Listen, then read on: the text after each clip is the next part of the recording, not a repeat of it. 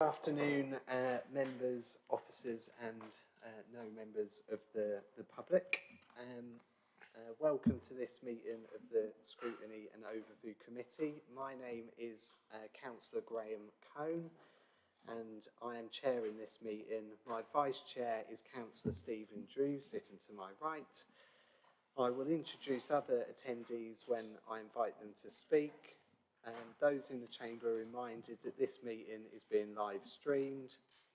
The normal procedure at Scrutiny and Overview Committee is to review and make recommendations to Cabinet by affirmation. Only those members of the committee present in the chamber will be able to move and second motions to affirm. However, members present virtually may speak in the debate. May I ask those who are joining us remotely to ensure that their cameras and microphones remain off unless they are addressing the committee. For those of us present in the room, please ensure your microphone is close to you and you speak clearly when addressing the room. Finally, a report of this meeting will be presented to Cabinet at the meeting on the 24th of September. Neither myself or my Vice Chair will be able to attend that meeting, so if anyone at this committee is able to go in our absence, that would be really helpful. I don't know if anyone is available on the 24th. If they're not, that's fine. We will send the report according, it's pretty, yeah, so fine. Okay, we will move on. So we will now go to the agenda. So first thing on the agenda is apologies for absence. Ian? So we've got apologies from Councillor Tom Bygott and Councillor Joe Hales. Councillor Lena Nito is here as substitute for Councillor Bygott. And we've also got two apologies from the Cabinet, Councillor Bridget Smith and Councillor John Williams. Thank you very much for that. So we'll move on to declarations of interest. Has anyone got any declarations of interest they would like to declare? Councillor Rippeth. Just to say that on agenda item 5, the mobile warden scheme, I am part of the steering group for the Waterbeach, Landbeach and Chittering scheme, which is one of the ones run by Age UK. We just meet periodically really to discuss progress and, you know, how we can support, and that's non-pecuniary. It's just a sort of quarterly meeting we have. Thank you for that. Councillor Ellington. Thank you. I need to say that I'm also on Swavesey Community Warden management team and have been involved with Swavesey Community Wardens since their inception 20 odd years ago, would you believe? Thank you. Councillor Leeming. Thank you, Chair. In regards to the agenda item 5, the mobile warden scheme, although Camborne doesn't have a mobile warden scheme, I'm trying to set one up, so future funding is potentially relevant to me. Thank you. Thank you for that. Councillor Bradman. Thank you, Chair. Just to say I'm a member of Milton Parish Council, which employs one of the, is the employer for one of the independent schemes. But I've taken advice from the monitoring officer and he said that's fine. There is, in fact, nothing to declare, but I'm saying it here. Thank you. Thank you for that. Any other declarations of interest? No? Okay, well we will move on to item 3, which is the minutes of the previous meeting, pages 5 to 8. Has anybody got anything that they want to add or comment on of the meeting, of the minutes of the last meeting?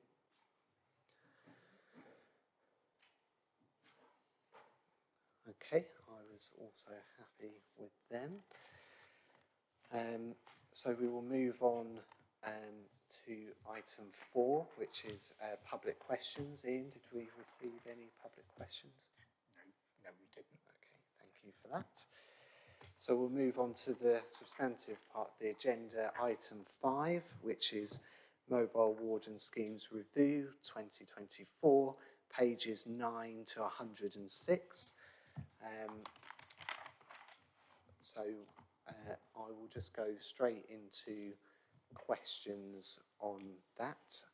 Who would like to start? Councillor Ellington. Well, I have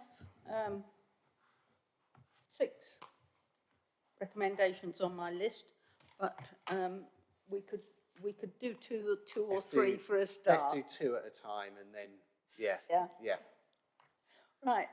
On page 44, there are 10 tasks that are identified. I have to say, for a start, that this is an excellent report, and I don't wish to be a nitpicker, but I am. Just 1 or 2 things that I feel we need to perhaps add or include. And that is on page 45, there are 10 tasks, and they list what a community warden does.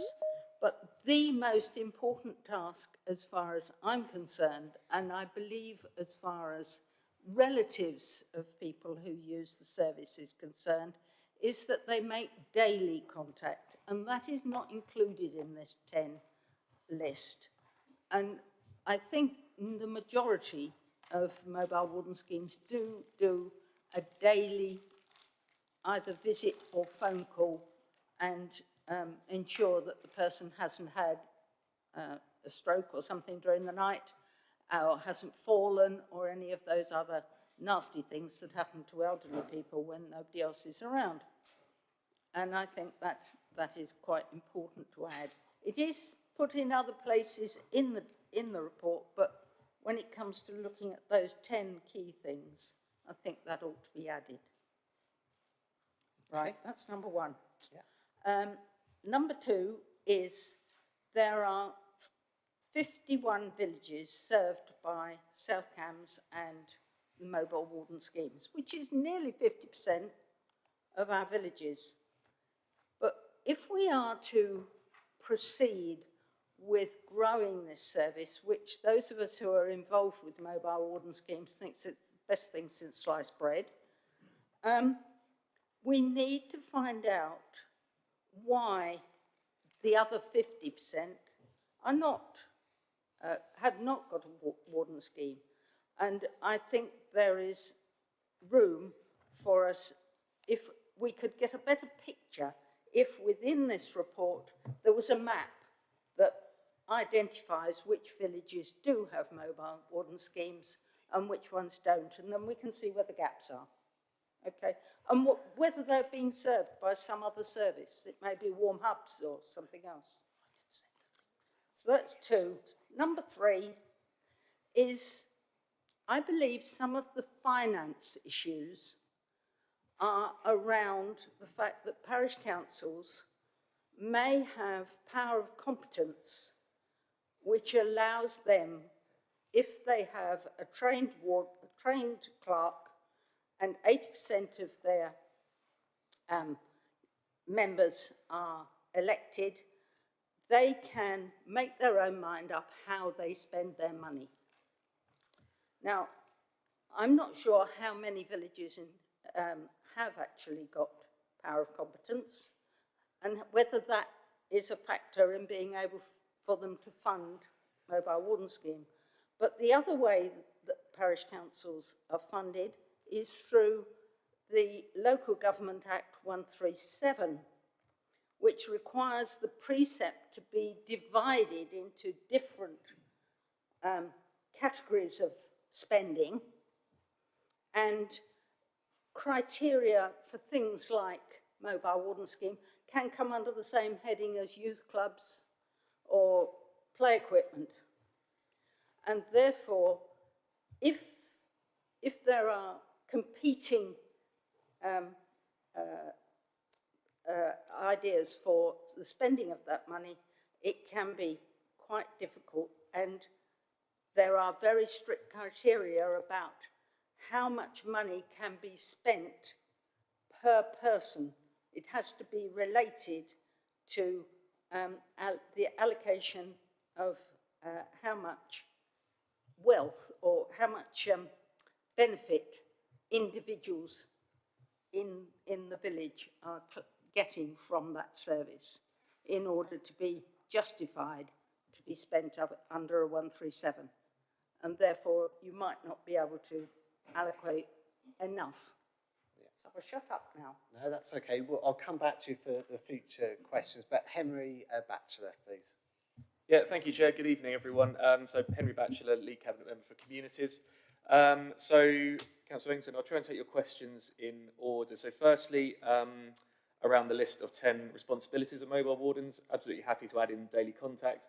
You're absolutely right, it's sort of a key part of the warden's responsibility, and some of the feedback we get from users of the scheme are that they really enjoy the social contact. You know, so the visits by mobile wardens aren't always medical. You know, they do enjoy the social side, the contact, you know, someone checking in with them as you identified, you know, to make sure they're okay, they haven't had any issues over the night.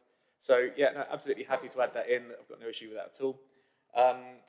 Question 2 was around a map of current schemes and, you know, therefore by elimination, areas that don't have mobile warden schemes. So we do have that map. It is available on the website. I'll have to, well, with officers, have to have a think about how we can include that in the report, because obviously the map is interactive on the website. You can, you know, go in and click and see which scheme covers that area. But yeah, if we can get a version of that into the report, I don't see any issue with including that as well. On the finance question, it might be better if I hand over to Catherine Hawkes, who's our officer here. And just for completeness, while I'm introducing officers, we do also have Emma Dyer, who's online, another South Cams officer. And we do also have two people from the Rose Regeneration body, who you may have seen in one of your appendices, actually undertook the independent report into our mobile warden scheme. So if there's any detailed questions later on about the report from Rose Regeneration, then we're very lucky to have Jessica and Ivan online as well. But around the financing, I'll hand over to Catherine if that's okay, Chair. Please bring in people as you see fit, Councillor Batchelor. Yeah.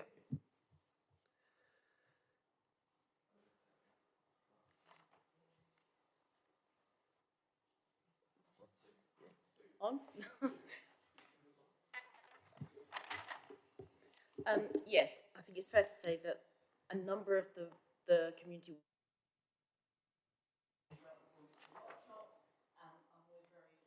the parish councils, some of which fund and some of which don't, were to apply for the general powers of competence, they may well be able to fund a little bit more than they currently do. That might be one of the restrictions they're facing. So as part of what we're calling a community of practice that we're going to continue to provide to all of the schemes and involve them in, as we have done between January and June of this year. We're going to be talking about that, looking at what's required to be able to do that, and possibly even bringing in CAPALC as an organisation that can support parish councils to do that if they want to.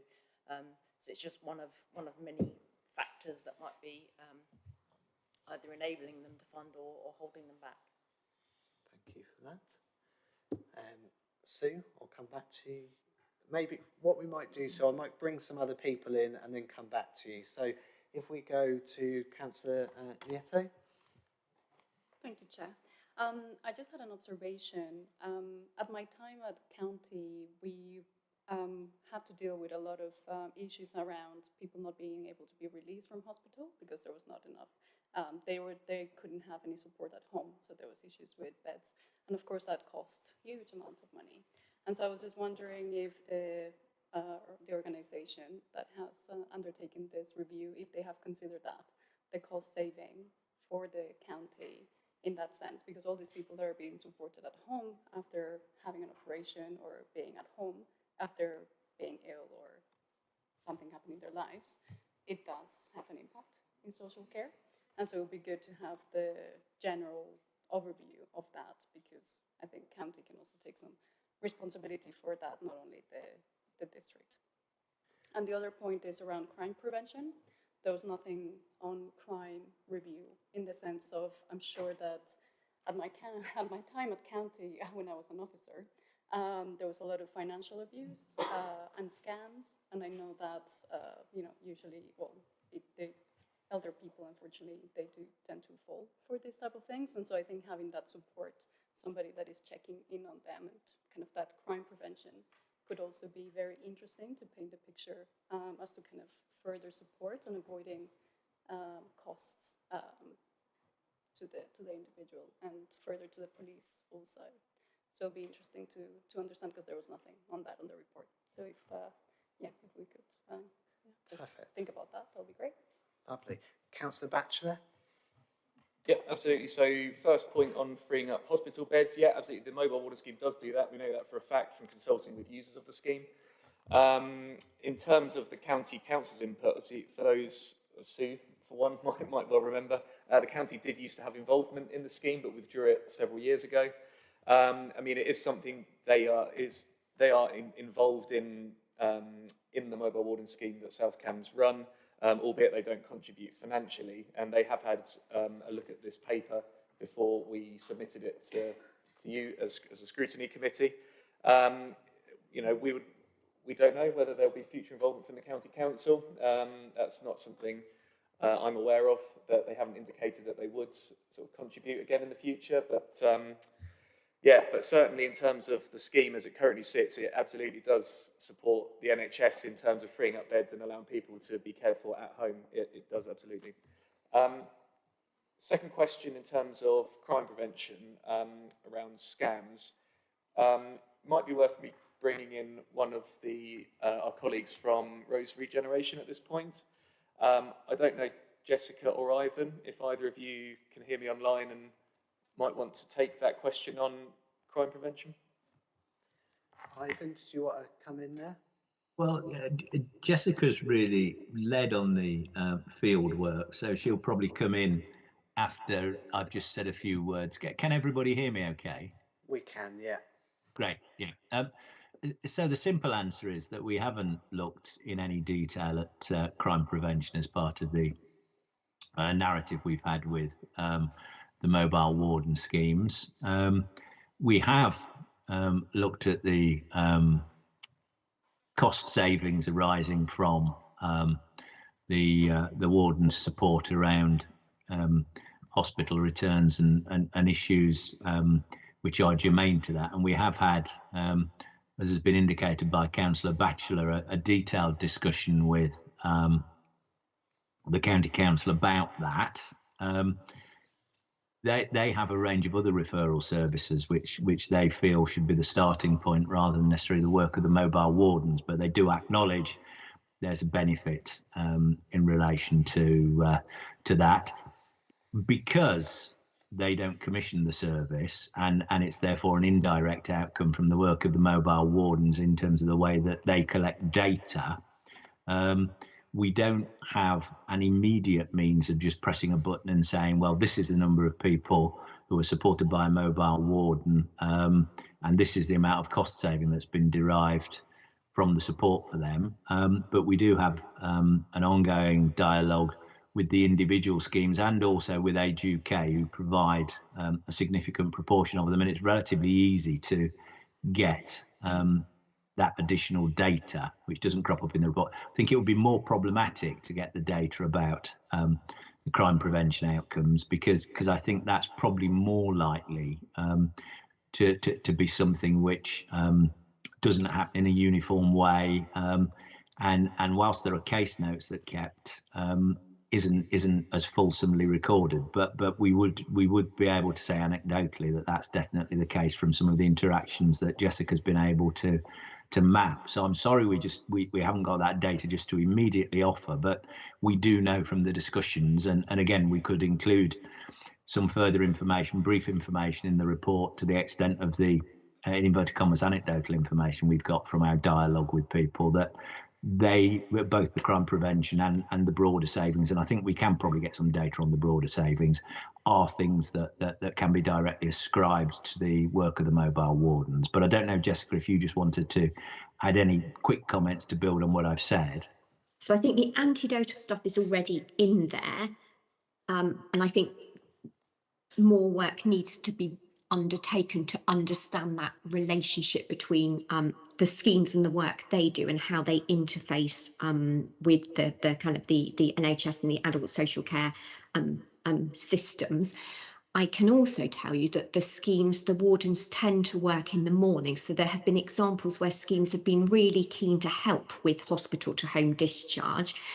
But if the patient is being discharged in the middle of the night or the afternoon, that's sometimes problematic. And there are examples of where scheme wardens have moved their hours around to try very much to accommodate that. Around the second point, around the crime, we are aware of schemes that have do kind of awareness raising around scams, and we are aware of at least one case of suspected financial abuse with a family member, which that was in an Age UK, Cambridgeshire and Peterborough managed scheme, which the staff picked up and supported. But I think Ivan's right. If you want concrete data, I don't think that's kind of been collected as part of the support programme. Thank you for that. Councillor Nito. Thank you. So I think when I was working for trading standards, one of the key things was that people, when they suffer a fall or they become a widower or they suffer an experience, that's when they're most vulnerable to crime, to that financial abuse. And so it would be just good just to bear that in mind, because it does happen and it's millions of pounds. They can lose all their savings. So I think if we are able to identify that and support, and that's kind of taken as a value, I think that would be very positive. On the home, the releases from hospital, I think maybe just contributing or linking it to what Sue was saying about the gaps, the parishes that don't have a scheme, and the beds or the people that are not being able to release from hospital because there is no scheme to be able to support them. If we were to do an analysis on that, it would show maybe the value of the scheme and how much money the county could be potentially saving if they were to invest in those parishes that don't have that support. So maybe, I don't know if there's a scope for that, but that would be a kind of a very interesting piece of work because I think that it does support the county and overall residents. So you're recommending more detail and accounts behind that on both of those elements, and sort of a bit of detail around crime prevention in relation to the scheme on top of on the first point, yeah. I think the cost of NHS and beds is extremely high in comparison to these schemes. And so I think the cost value of this would be extremely beneficial for the county in general. And it would just be good to understand if there is evidence behind that. Thank you. Councillor Batchelor, did you want to come back on that at all? Yeah, no, absolutely happy to consider that. I mean, that's, it's very sensible and probably seems like a good way to, work out what, an actual sort of tangible cost of not having the scheme in an area might actually be. Yeah. In terms of freeing up the beds, I mean, a part of the scheme is, we as a council, we do offer advice to those people that are running the schemes. So maybe we could try and incorporate that into our, sort of package, as it were, that we do offer schemes when sort of discussing it with them. Yeah, I think that's probably all, Penny. Yeah, no, it seems reasonable. Thank you for that. Councillor Rippeth. Hi, I hope you forgive me. I've got a number of points, really. But if we take a couple and then we'll come back. Okay, they're quite quick. Yeah, it's fine. One of them is the daily contact. I mean, I don't know about the Swayze scheme and others, but daily for the Land Beach, Waterbeach and Chittering one is Monday to Friday. Just to clarify, that is during the week, the working week. So maybe that should be clarified. And the kind of discharge out of hospital, HUK, I'm pretty sure, I'm 99% sure that this is correct, employ some people, and there's one which is quite local to Milton Waterbeach Ward, who works specifically on discharge from hospital for like the first 72 hours to get patients out, so the sort of timing of their discharge shouldn't be an issue. I just thought that was quite important to clarify. Then they can go on to the sort of mobile warden scheme without bed blocking. And I suppose the main thing I want to say is I'm just really proud that this council contributes to this, supports it. It's like a flagship scheme. I know it's not every single place in the district, and I think we should continue to do that and support it well. And this is a really, really good use of our money, or taxpayers' money, effectively. And of course, it saves the government untold sums because keeping people in their homes happy, without being isolated, in contact with their community, is just something that we should be incredibly proud of. So not really questions, just really comments. Lovely. Councillor Batchelor. I think noted. I think that's you know, some really good points there. And on the final point around the sort of perception of the scheme, I mean, we as an administration and as a council, some of the feedback we get from residents of South Cambs is that the work they're most happy that we do is around community support. So things like the cost of living work, like the mobile warden schemes. So, you know, this is very much a sort of front and centre scheme, and one that we as a council are very, very proud of. So, you know, really appreciate your comments there. Thank you. Lovely. Ivan, did you want to just add anything at this point? I see you've got your hand up. Yeah, there were just two really quick points. One was to remind members that, of course, a proportion of any savings around delayed discharge accrue to the trust as well as to the county council, and I think councillors have subsequently alluded to that. But in the cost avoidance piece, it's important to bear in mind that there is always this challenge around this sort of provision, that the organisation that delivers the service doesn't always benefit from the savings. So actually, even though this work is being done by South Cambs and it's driving out those savings, they're accruing both potentially to the county council and to the NHS. And so there's an interesting ongoing dialogue there. But I was also going to just pick up on the point that was just made about the fact that Age UK are commissioned as well to have a separate early return home scheme, and there have been a number of cases that Jessica alluded to where they've worked hand in glove with the mobile warden around the delivery of that other commission service around placing people back in home as quickly as possible. Thank you for that. Who we got? Lovely. Councillor Lehman. Thank you, Chair. My first question actually follows on from what's been said. So we've done a very good piece of work here, analysing a lot of data about the value of these schemes to local communities, and we've collated a lot of information that shows the benefit of these schemes. I'm wondering whether now we have this information and we have this data, and again, so speaking about the benefits both in terms of cost savings to the wider public sector, the NHS and county council, from a financial point of view, but also from the recipient's point of view, the health and well-being, the community involvement. I'm wondering whether we should consider taking some form of political advocacy, perhaps committing in the paper to write to these other partners to explain the value of this. We've got this data, we've got this information that backs this up. So perhaps we could take this further to share with our community partners and the NHS partners, etc. That was my first question. My second question was to do with page 99, which is Appendix E.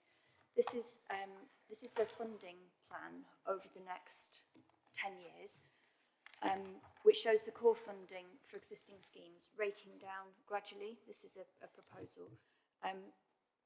Notwithstanding that it's a current administration can't commit to funding for future administrations, which would be moving beyond when we get into year 3 and 4.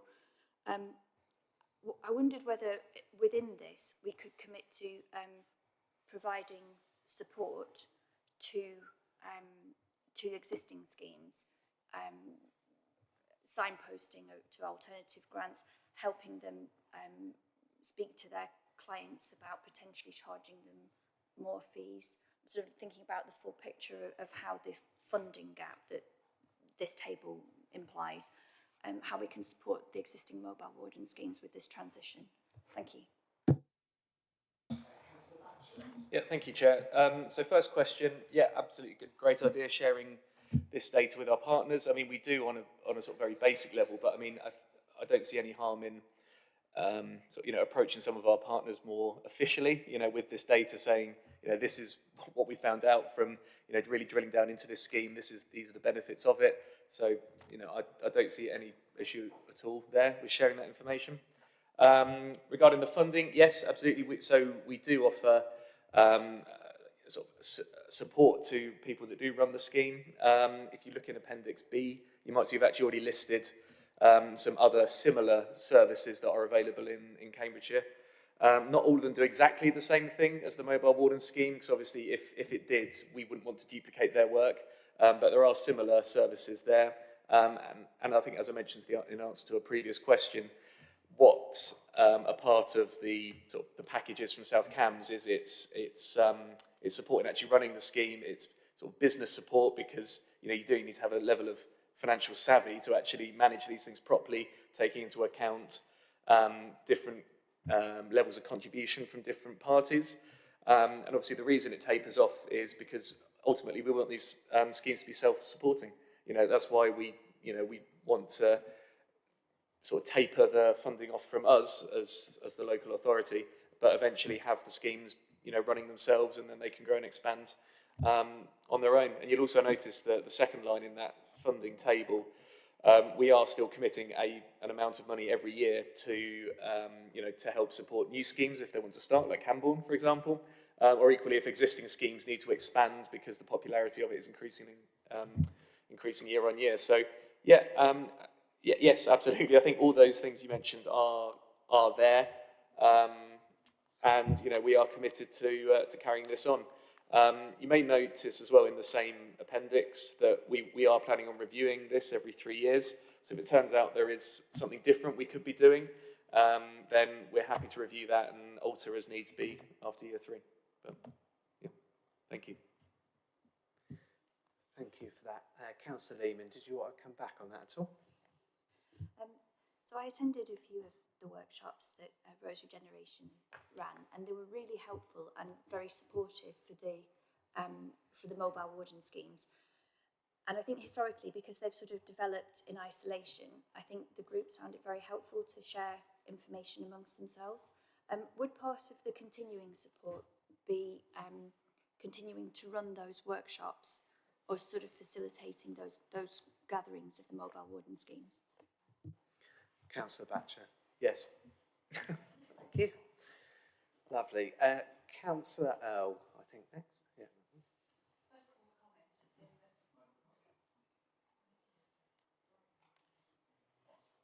That's right. First of all, a comment that I'll reiterate what Councillor Rippeth has said, which is I think what we provide has been excellent. The value of keeping people in their own homes and supporting them when they're unable to do so themselves, the growing population with a number of people who do not have family close by or who do not have family full stop shouldn't be underestimated, and neither should the value of being at home and supported as opposed to being shipped off to a care home with the cost that involves for the council, county council, and also for families. So that's excellent. What concerns me is that we have relatively low uptake, under 300 clients for the whole of South Cambridgeshire. When we consider the size of our growing elderly population, that's quite low. And we have waiting lists, so the capacity isn't there to expand that. And I'm wondering what we're actually doing to coordinate those schemes that there are, to bring extra schemes in for those villages, those communities that do not have community wardens. I think it's really important that the council is seen to expand its work in this area, because it's so important and so cost effective. And cost effective shouldn't be the first thing that comes to mind. The social value of it is huge, but it really concerns me that we only have a very relatively small number of people being supported in this way, which is so valuable, and what we're actually doing for the future in order to perhaps make those services available to everyone in the community. Are we planning to have an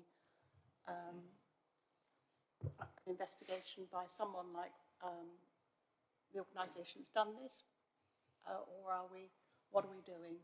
Are we just leaving it? Thank you, Councillor Earl. Councillor Batchelor.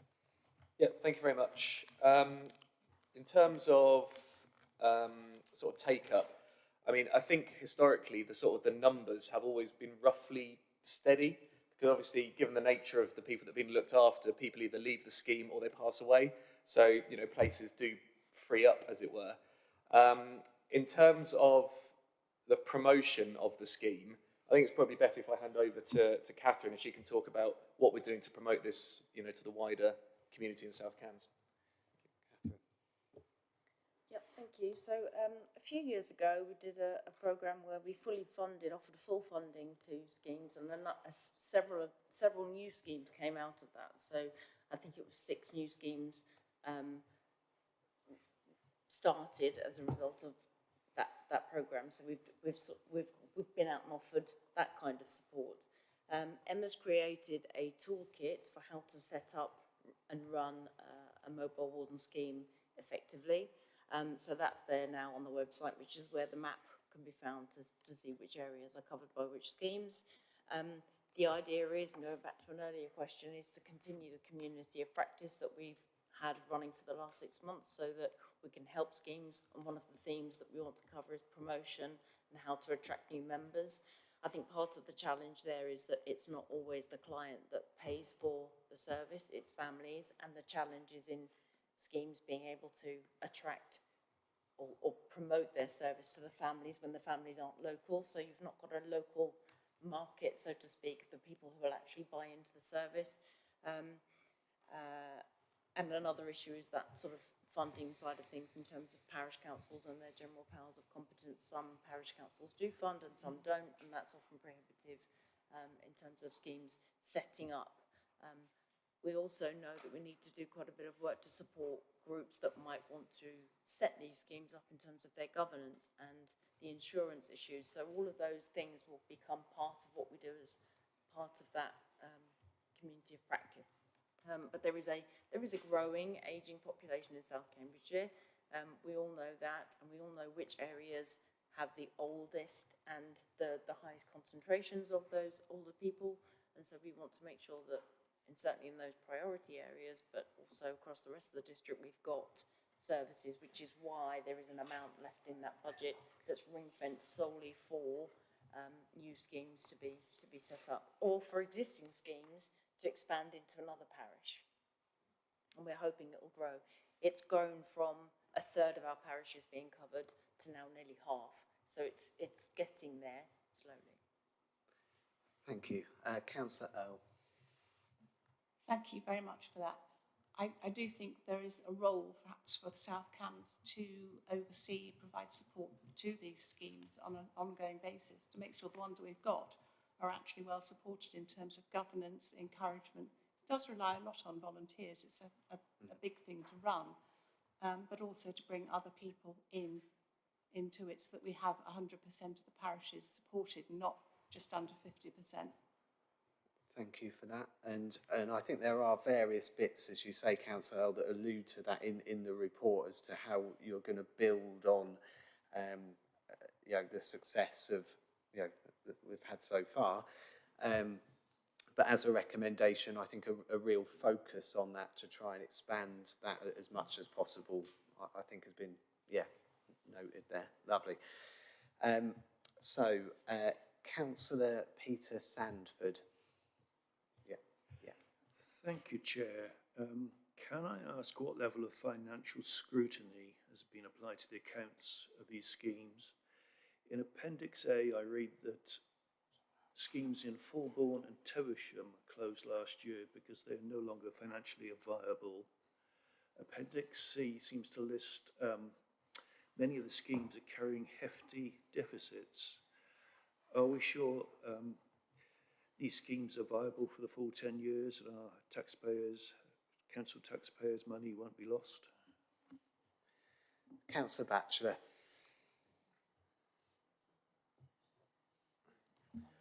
I'm going to hand over to Jessica from Rosary Regeneration, if that's okay. Jessica. No problem at all. Thank you. So as part of their existing grant funding agreements with South Cambridgeshire District Council, you do require them to submit their accounts every year, and Catherine and Emma and the team look at those. Ivan may want to come in a moment, because I think what the numbers ultimately reflect is that the existing funding models the schemes are using are not necessarily sustainable in the long term. So broadly, if you look at a typical scheme, a third of the money that they need to operate is coming from client fees. And in some schemes, it's 25% of their operating costs. In other schemes, it's 34%. So that's client fees, that makes up a proportion. The money from South Cambridge District Council then makes up a proportion, roughly a third, and then the other third is left to the schemes to identify, sometimes with support from Emma, to identify the other funding that they need to operate. And what's become very clear through the support programme is that the schemes, and it is mainly volunteers who are doing that fundraising, whether they're committee members or other community members who are supporting schemes, it's been increasingly difficult for them to identify and access other funding sources, which is why nearly all schemes have looked to kind of increase their client fees. So yeah, I think that going forward, that community of practice is really important to get the schemes to look at their financial model and to think about how to work towards that kind of financial sustainability that I think you're looking for in the room, Ivan. I'd just add to that I think the judgment here is the risk proportionate to the benefit. So the amount of money that the district council invests in each of these schemes is, every pound in the public sector is crucial. I know that, but is relatively modest in proportion of the benefits that are derived. And because of the annual check, the level of exposure for the council in relation to an individual scheme isn't great. I think there are challenges that all these schemes face, but what I think you should be proud of, and I'm not just saying this to flatter you, Jessica and I work across the whole of the UK, is the level of social capital that underpins the functioning of these schemes, the commitment of local people to keep them going. And we did find some cases, for example, in some very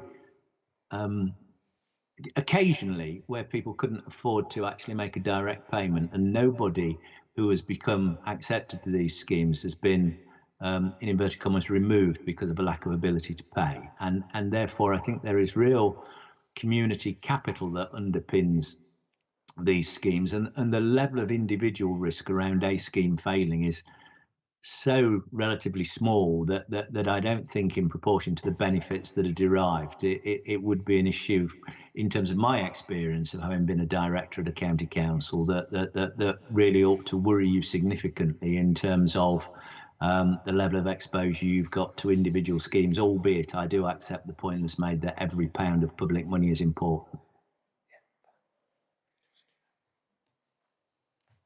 Thank you very much for that. Councillor Sandford. Yes, thank you. I don't think any of us would question the social value of these schemes. To some extent, I suppose we're relying on the scheme administrators to shout if they're running into difficulty and come back to the council, which I think happened earlier this year. So, yeah, risk versus reward. I agree. I think we've got the balance about right. Thank you. Thanks very much. Councillor James Hobro. Thank you, Chair. So I had a couple of questions, really picking up on some of the comments that have been made already. So, I mean, first of all, I'd like to say that I hugely support this scheme. I think we should be very proud as a council that we have a scheme like this. because it has huge advantages for the quality of care that is delivered to the people on the receiving end. It targets vulnerable members of our community, and we're saving money in areas that really need money to be saved, services that are really stretched at the moment. So I'm really pleased that we have this scheme, and very impressed with the report and the ways in which we're trying to sustain and renew this. So my question specifically really is about, so in the material in Appendix A, the introduction, it talks about the fact that schemes have historically been community-led and that this has resulted over time in equitable cover across the district. And I know there have been one or two comments on this already, but specifically, I wondered what the strategy is going ahead for targeting the parishes that don't currently have schemes.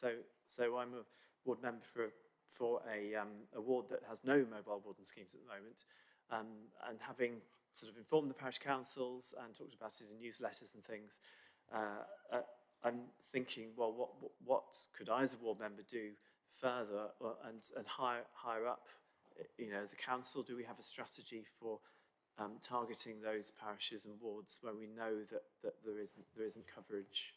So I'd be interested in hearing about that strategy. Thank you. Thanks very much. Councillor Batchelor. Yeah, well, firstly, thank you again for the kind words about the scheme. I mean, it's also worth pointing out this is a discretionary scheme, one that council isn't legally provided, doesn't have to provide legally. So, the fact that we're sort of volunteering to do this, I think is great, and it's not a new thing. We've had this for a long, long time at this council, and I think it's one thing that we should be very proud of as an authority. In terms of the promotion of the scheme, I suppose, obviously we had a question around that a bit earlier on, but sort of fleshing it out, maybe something we could consider doing as a council is actually actively promoting this scheme and, sort of displaying the benefits in the areas where we don't currently have any coverage of the mobile warden scheme. One thing we've been sort of quite sort of careful of, again, I think I mentioned this in a previous answer, is there are similar schemes out there that aren't the mobile warden scheme that do a similar job, and we don't want to try and duplicate any work they might be doing in those areas. So while an area may not be covered by a mobile warden scheme, there may be similar services, not doing exactly the same thing, but similar. But no, I absolutely take the point that we should at least be asking the question of those areas, the parishes within those areas, if, our mobile warden scheme is one that they would benefit from, if it's something that isn't duplicating work that's already there. And if so, we have lots of tools at our disposal to help them get set up. We have lots of references from existing scheme runners. So, I think as a sort of a general, sort of high level point, I think it's something that we certainly can look at, is how we promote this directly to those areas, not just a generic sort of blanket South Cams, look at this, we can offer this. I think, saying specifically to places like in your ward, for example, have you seen this? Would you, consider running one of these? So yes, I think as a high level response to your question, I think it's something we can look at. And I think that's really, really important, that direct link between us and the parish councils that aren't currently using the scheme or something similar. So that as a recommendation to the report, I think is a very good one. Councillor James Hobron. Yeah, so thank you very much for the answer. So I'm impressed with the toolkit. I think having the toolkit in there is really useful when there's a situation where there's a group, whether it's parish council or otherwise, in the area that wants to get started. So I suppose I'm thinking of the situation of raising that initial awareness so we can get to that stage where there are people who identify need and who are in a position to start looking at the toolkit and thinking about it. So I suppose, in general, my comments on the report are that I'd love to see a little bit more attention to the gaps, as well as, because there's brilliant attention paid to the schemes that are already there, and how they have been operating and how they can continue to operate. But if it's possible to add a little more balance towards the gaps, I think that would be wonderful. Thank you very much. Thank you. Yeah. Okay, so Councillor Anna Bradnam, please. Thank you, Chair. And I'd like to say thank you to the people who've input to this report, both Rose Regeneration and all the officers who've been involved. Could I just ask the Democratic Services Officer, is screen in the right display mode at present? I don't know, just asking. So I just wanted to make 3 points. One is that you know, absolutely, undoubtedly, we agree that this report is excellent and it demonstrates that the mobile care warden scheme is an excellent scheme and we all support that. But actually, as Councillor Helen Leeming has identified, actually on page 99, what we're proposing to do is to reduce the funding over 10 years, obviously with the intention of making these schemes self-supporting, but actually we know that's at a time when families currently are undergoing rigours related to the cost of living. And so what I'm slightly concerned about is, I'm not saying we shouldn't do this, but actually we're proposing to reduce the funding for this scheme just at a time when the elderly are less likely to be able to pay for it, or indeed, you know, if this requires an increase in fees, then there might be some people who can no longer afford to pay for the scheme. So that's a shame, and I just wondered whether there's been any thought given to whether residents can scheme users would actually be able to afford to pay more towards the scheme, you know, and whether that's going to be feasible. And in some villages that might be possible, and in some that might be less possible, depending on the demographic. I know we're fortunate in South Cambs that many of our residents are able to pay more, and pay more, but there might be some areas where they're less likely to be able to pay. So I just wanted to wonder whether there's any extra comment we need to put in about the ability to fill this gap, which is going to happen on page 99 in 10 years' time. The second thing relates partly to what Councillor Ellington raised, and that is that without a map we can't see the areas that we're not covering.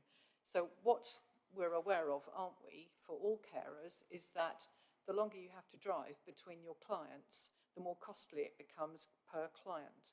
And so what I wondered also is about the small villages who have a smaller precept and a lesser ability to pay towards these schemes.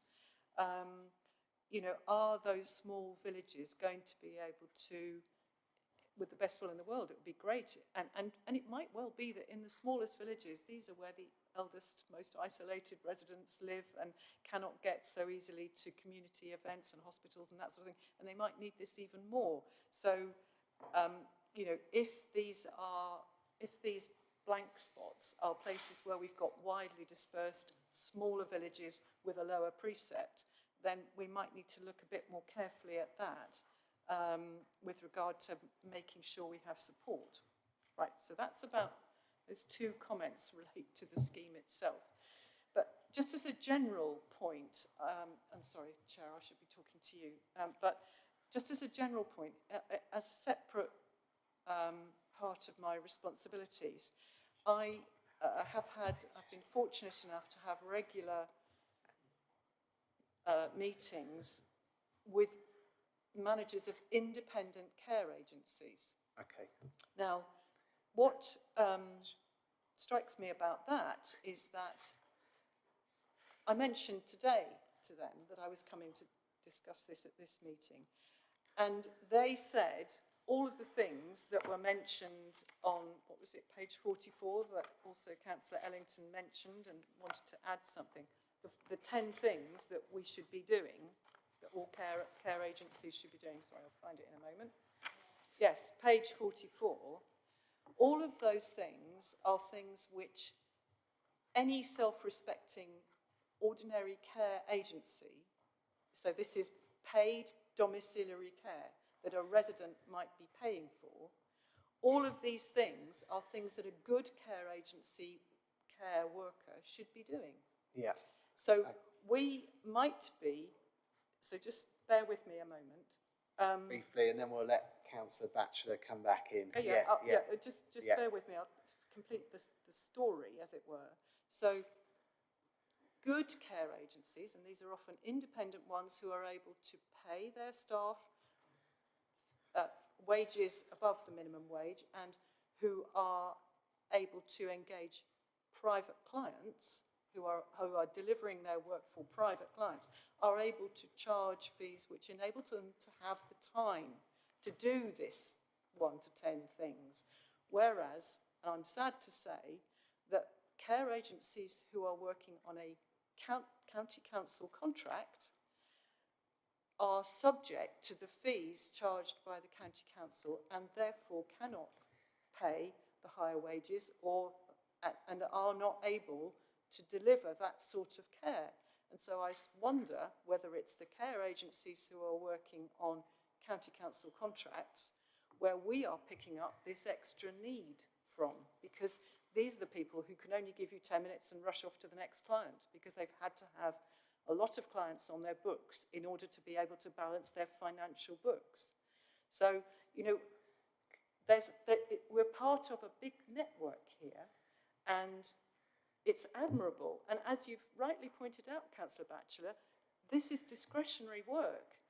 This is what county council ought to be delivering. And so we're picking up, it's absolutely the case that we're picking up and covering ground that needs to be covered because we recognise there's a need. And so I'm just looking at that balance between Councillor Bradman, needing to increase the fees in order to enable these schemes to be self-funding, but also recognising that just the residents who might need this are the ones who are being served care, which is less fortunate because they're on county council contracts. And just to build on that point, you know, it's not just the county council, it's the NHS, it's those other services that benefit. Councillor Batchelor. Yeah, thank you, Chair. So I think there are two questions in there. One was around the financial consideration. So yes, absolutely. I think with some schemes specifically, the end users will be required to pay a higher fee. What we've tried to do to mitigate that, and you'll see that in the financial table that I think you mentioned in Appendix E. In year one, we've actually added like a transitional fund, so that in the first year of this new funding scheme, there are no schemes within South Cambs that will be financially worse off, if that makes sense. So that's why we've included that figure in that year one line to try and mitigate any financial difficulties there might be from schemes moving from the old format to this new format. So we have anticipated that. But, you know, absolutely, you know, I think there are some schemes that are probably haven't been charging their end users as much as they should be. So I think there will be, in some cases, the need for end users to be paying more and have that increasing on a sliding scale. Again, that's one thing that we, you know, will offer as part of the scheme is sort of financial management and sort of business advice in that respect. I will let Catherine come back in on that point, but just to quickly answer your second question around, was it around some of the smaller villages that may not have large enough precepts to operate on their own? I know we do have examples where many smaller villages have banded together and have a joint scheme. So, I mean, I have one in my area, for example, where there's sort of 6 or 7 small villages. They all pay a sort of a pro rata fee to fund the mobile warden, and then all of those villages are covered by one scheme. So, you know, there are sort of ways around it. It's not just, you know, one scheme for one village. It's, you know, it is flexible in that respect. I will hand over to Catherine briefly in case there's anything further she wants to add on either of those two questions, Chair. Thank you very much. Thank you. So as part of the 6 months worth of work that we've done on the forums that we've been running, we've been hearing from the schemes themselves, and there aren't any who've ever said that the cost of the place of the scheme is the barrier to the person joining or remaining on the scheme. And in fact, I think in a large part that's because it's often the family that pays the fee anyway, so it's not the individual who may be on a pension, for example, who's got to pay for the fee themselves. Many of the schemes do benefits assessments before somebody joins or as somebody joins the scheme, so they can work out whether they should be entitled to an attendance allowance or pension credits and so on. And part of the community of practice will be about getting that good practice shared across all of the schemes, or for a particular scheme that does that really well, to do that on behalf of the other schemes, for example, and that could be something that they do as a chargeable service to help their sustainability. But that would mean that those individuals are using an attendance allowance to pay for their visitor, their warden, rather than their own finances. What we don't yet know is how many of the people who are self-funders, and I think there's 97 of those, about a third of the people who are on these schemes are self-funders, and we don't know to what degree they're using a grant or a credit of that kind to pay for their space. So that's a piece of work we need to do more on. Where they have been running waiting lists, many of them have brought them down by saying, we can't offer you a space because we have warden limitations. We can't offer you a space at a discounted rate, but we could offer you a space and up the hours of the warden if you can cover the full cost of your space. And one scheme in particular had a waiting list of 8 people and cleared it immediately because people were willing to pay that. So it's not the cost of the place that's often the prohibitive factor. Just hearing and knowing that there is a scheme locally is possibly the reason why numbers are lower than they should be. Schemes are independent from us, so although we're offering this grant scheme, they can set their fees as they choose. We would like them to review those fee structures as part of being eligible for this grant scheme, because we know, and we've always had in our criteria, that we won't offer grant funding to schemes that are undercharging their clients. But we also know, realistically, there are a couple of schemes that have it built into their constitution that they won't ever charge more than a third of the cost of the place back to the client. And so there's going to be some work needed there, or they're going to have to find some other way to bring in that funding. But they all agree, regardless of the situation with their constitution, that they need to put their fees up and that they can't, we know they can't do that overnight. So that's why it's a 10-year plan with the idea that they give us a 3-year rolling plan. Some of the schemes, one in particular, does have a 10-year financial plan, which is why we've gone with that model, because it's actually a really good one. They themselves want to reduce their reliance on public sector funding and on grant fundraising, and they want to be able to be self-sufficient. So they're keen to put their fees up. They know they're undervaluing the service they provide. There are lots of examples, and Jessica knows of many, where people are paying much bigger amounts for equipment that's very rarely used to sit in their house on a just-in-case basis, but actually having 3 or 4 or 5 visits or calls from a warden and paying way less for that, which is a far more valuable, in a way, service and should cost more. So the schemes themselves acknowledge that the prices for their clients do need to go up. In terms of the map, yes, we can add a map to any final report to show which villages are covered and which are not. I think it's fair to say that some of the bigger schemes where there are situations that there are small parishes and wouldn't probably be able to set up on their own.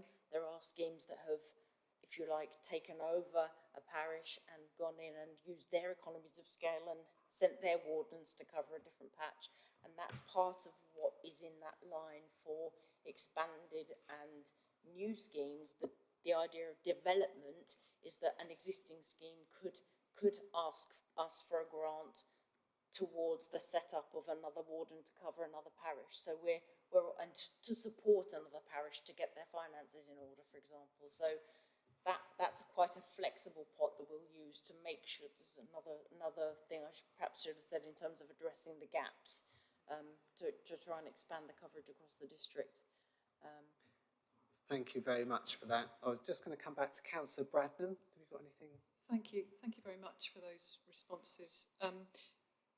One of the things that I was trying to point out was that certainly the Milton, which is the sort of independent scheme, the funding for that scheme for the employed warden, that is drawn partially from the South Cambs funding, partially from the parish council, and partially from a charitable organisation that supports the council. So what I'm aware of is that if other schemes are likewise being supported by a charitable grant, what's happening at the moment is increasingly the the ability to fund that, and in, you know, even for a parish council to be able to afford that funding is not necessarily fine, you know, it's not infinite. And so I'm just slightly concerned that, you know, for example, if charitable trusts wind down or are less benevolent or whatever, you know, we might have difficulties. And indeed, I don't know if anybody else heard it this morning, it's a related sort of thing. I don't know if anybody heard on Radio 4 this morning that hospices are suffering from a lack of government funding widely, and they are now, one of them quoted they were only 23 or something like 23 or 24% funded by statutory government funding, and all of the rest of that funding was coming from donations. Now, that's the sort of scenario, and all of that donation funding was reducing, and so they were actually having to say, no, we can't take so many clients because service users, because we can't afford it. And I'm just anxious that we shouldn't end up, if a service is needed, that people are not being able to be provided with that service because funding is reducing. But so my final question was, will we have reports back as we go through that 10-year cycle, so that we make sure that what the effect of this reduction in funding is having? Because if we suddenly end up with 6 of the schemes closing, then that would be very unfortunate. So I assume some of those reports will come at the 3-year stage, but... Yeah, so very quickly, yeah, so obviously we'll report back annually at the end of every year as to what's happened, any new schemes that have opened, any that have closed, and then we will review the scheme as a whole every 3 years. That's what we're committing to now. Thank you for that. Councillor Paul Bear-Park. Oh, thank you. I'll just say thank you very much for a very informative report, and also adding my voice to the council's support for these schemes. I just wanted to suggest something on page 22, where it talks about it's for each scheme to make their own decisions regarding the approach to clients requiring financial support.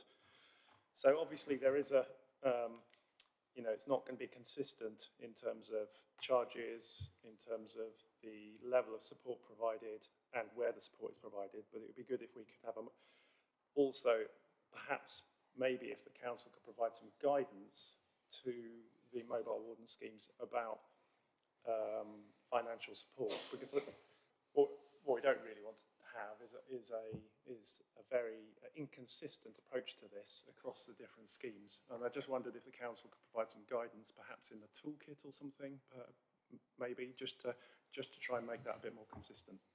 Councillor Batchelor. Yeah. I'll hand it to Catherine. Yeah. Yes, I mean, guidance will be developed as part of the community of practice. There is good practice amongst the schemes for their fee structures and how they raise their funding and so on and so forth. So that's all going to be shared amongst the group, or continue to be shared amongst the group, and can be made part of the toolkit. That's absolutely what we'll do. Thank you for that. Councillor Paul Bear-Park. Yeah, nothing further to add. Thank you very much. Lovely. Councillor Richard Stobart. Chair, thank you. So a general comment, first of all, about the quality of the report is excellent. It's readable. The graphics are great. And I particularly valued the quotations from a whole range of users of the service and providers and others in administrative roles. And I think that really adds a dimension to, you know, to the quality of what's being said, is the fact that the people are saying it. On cost analysis, I just wanted to dwell for a moment and perhaps pick up on the point that that was raised earlier. I think that the cost analysis, the fact that we were able to put a figure on the provision of the mobile warden service, which shows really quite a small variance, is quite an achievement. That, of course, establishes a benchmark. And while there is a variation there, I think to understand what that cost is of great importance. But I just want to go on a little bit further to the comments on social value. Now, we don't often talk about social value in this committee, and not much at South Cambs either. Now, it may be that I've just been going to the wrong events, but Social value is quite well supported. The report refers to the social value engine, which I think is a very widely used piece of software for creating that social value in monetary terms of a social gain, if you will. And so the figures that are produced in the report are excellent and very revealing. I just wonder, Chair, if we could be applying the notions of social value a bit more widely in what we do. It could apply to transport, for example. And while I don't want to go off subject, the value of delivering somebody to training or to a job, is got to be part of, if you will, that consideration of social value. And so to my last point, which is really more a question, how many of the mobile warden schemes are actually provided by a charity or actually charities in their own right? And would a wider membership or a wider charitable status in amongst the organisations we've been talking to, would it be a benefit?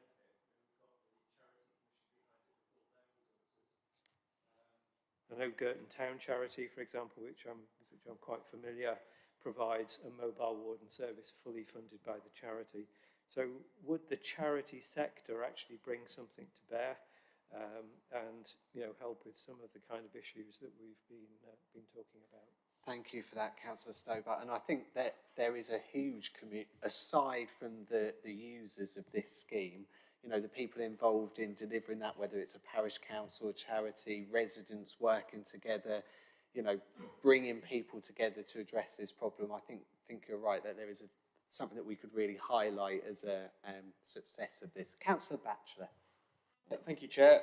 So firstly, thank you for the comments about the quality of the report. Absolutely agree. It's a very, very good report, and it's down to officers really that have put that together, and our colleagues over at Rose Regeneration. I was a bit nervous about submitting lots and lots of information to you as a scrutiny committee. I appreciate there's about 100 odd pages for you to read. But I think for something like this, for a scheme that is relatively sort of complex and not always fully understood around the district, I thought it was probably better to have everything than not enough. But no, I really appreciate the comments from committee members about the quality of the report.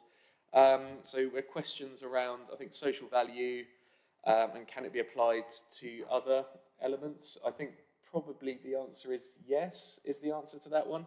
Yeah, as you said, the tool that is used is a widely used bit of apparatus, and there is a sort of set formula, I suppose, that comes with that we can apply to other areas, not just this report that we're looking at here.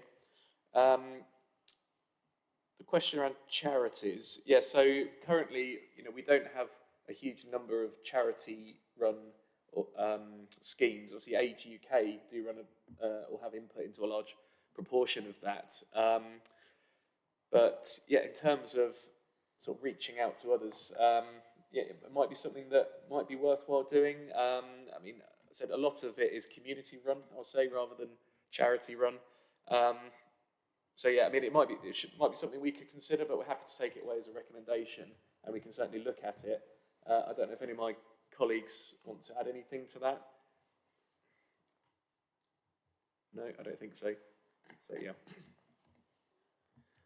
Okay. Thank you, Chair. Councillor Stobart. No, great responses, and yeah, I haven't got anything further to add. Thanks. Thank you for that. Councillor Sue Ellington. Thank you. Just two very practical points that I wanted to raise, if possible. One is that parish council precepts are normally done in November, but the Cabinet's decision won't be made until after the precept should be set, and therefore parish councils won't be able to factor in South Cams's decision, if you see what I mean. And is it possible for South Cams to help them through that piece of work?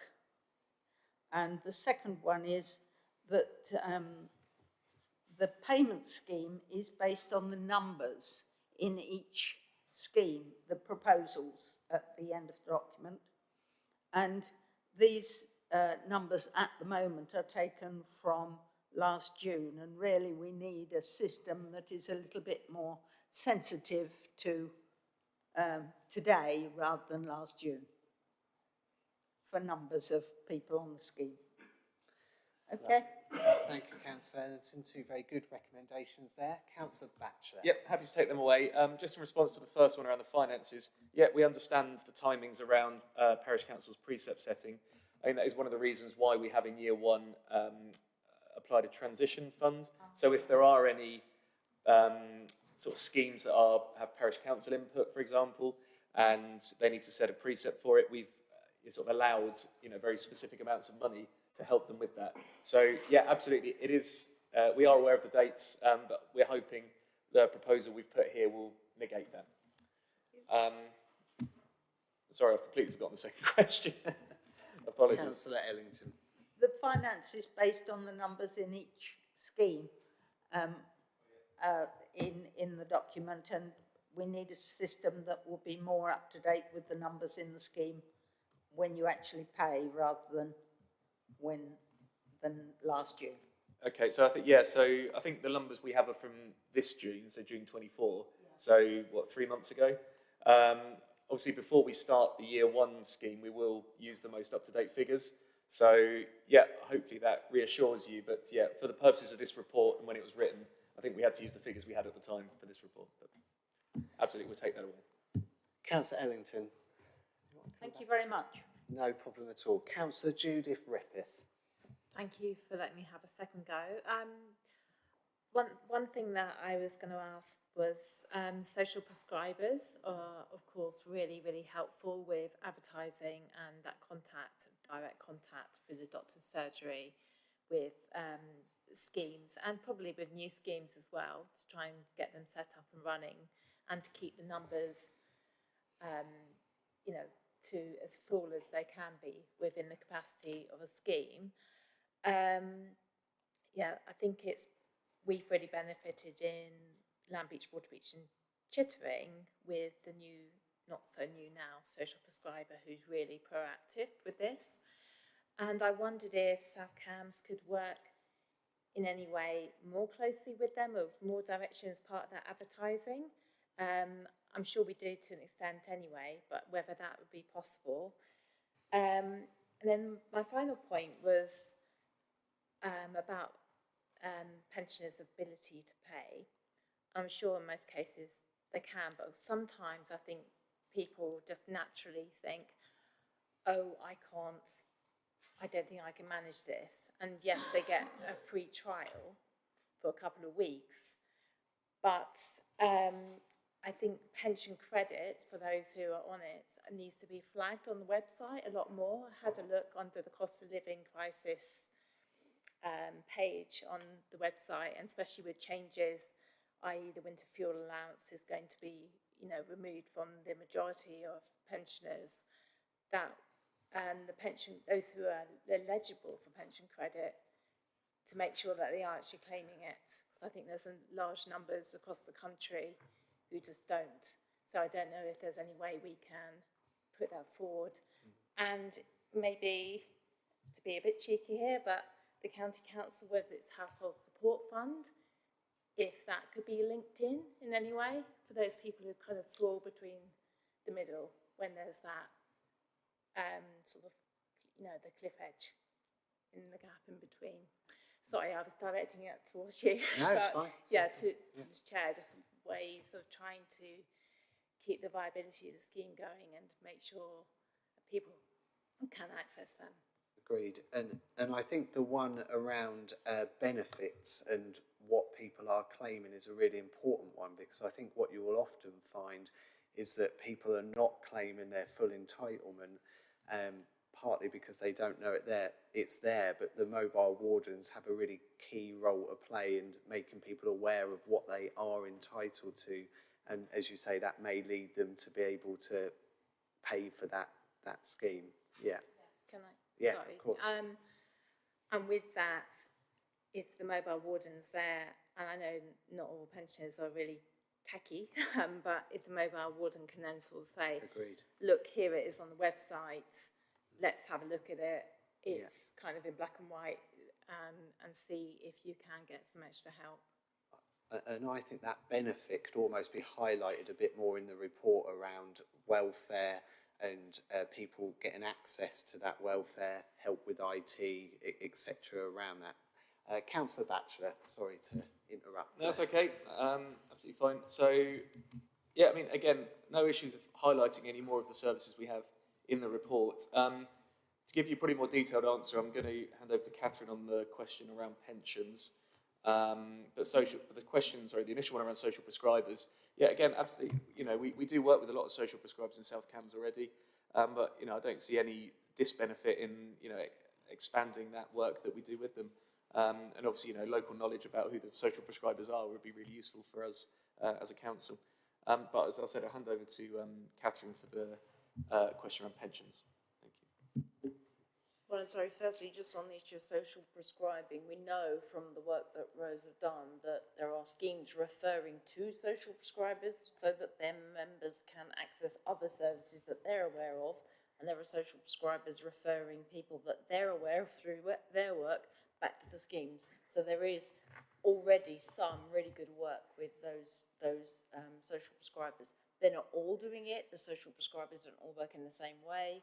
We met with the team from the South team for the ICS for South Cambridgeshire this morning, who are, very positive about the schemes and the way their project team should work. So we've been working through some of that already today, or rather again today. So that work is happening. In terms of their ability to pay, as I say, you've said that some of the schemes offer a free trial. Some of the schemes do a benefits check. We've got our own staff at South Cambs who can help people do benefits checks and work out what they're entitled to. Those attendance allowances are really important, and we want to make sure people are getting the right adult social care assessments to see whether that can help them.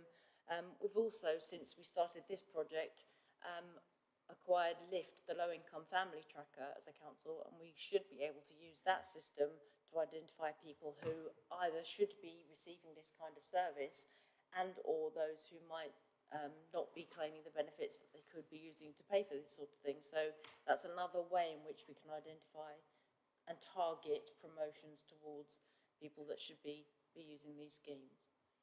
Yeah, thank you for that. Councillor Repith. Yeah, thank you. Just as long as the pension credits is really flagged on the website, which it isn't at the moment. Thank you. Thank you. Councillor Lena Nito. Thank you, Chair. Just a quick observation. There's no information in the report around ethnic minorities and hard-to-reach communities.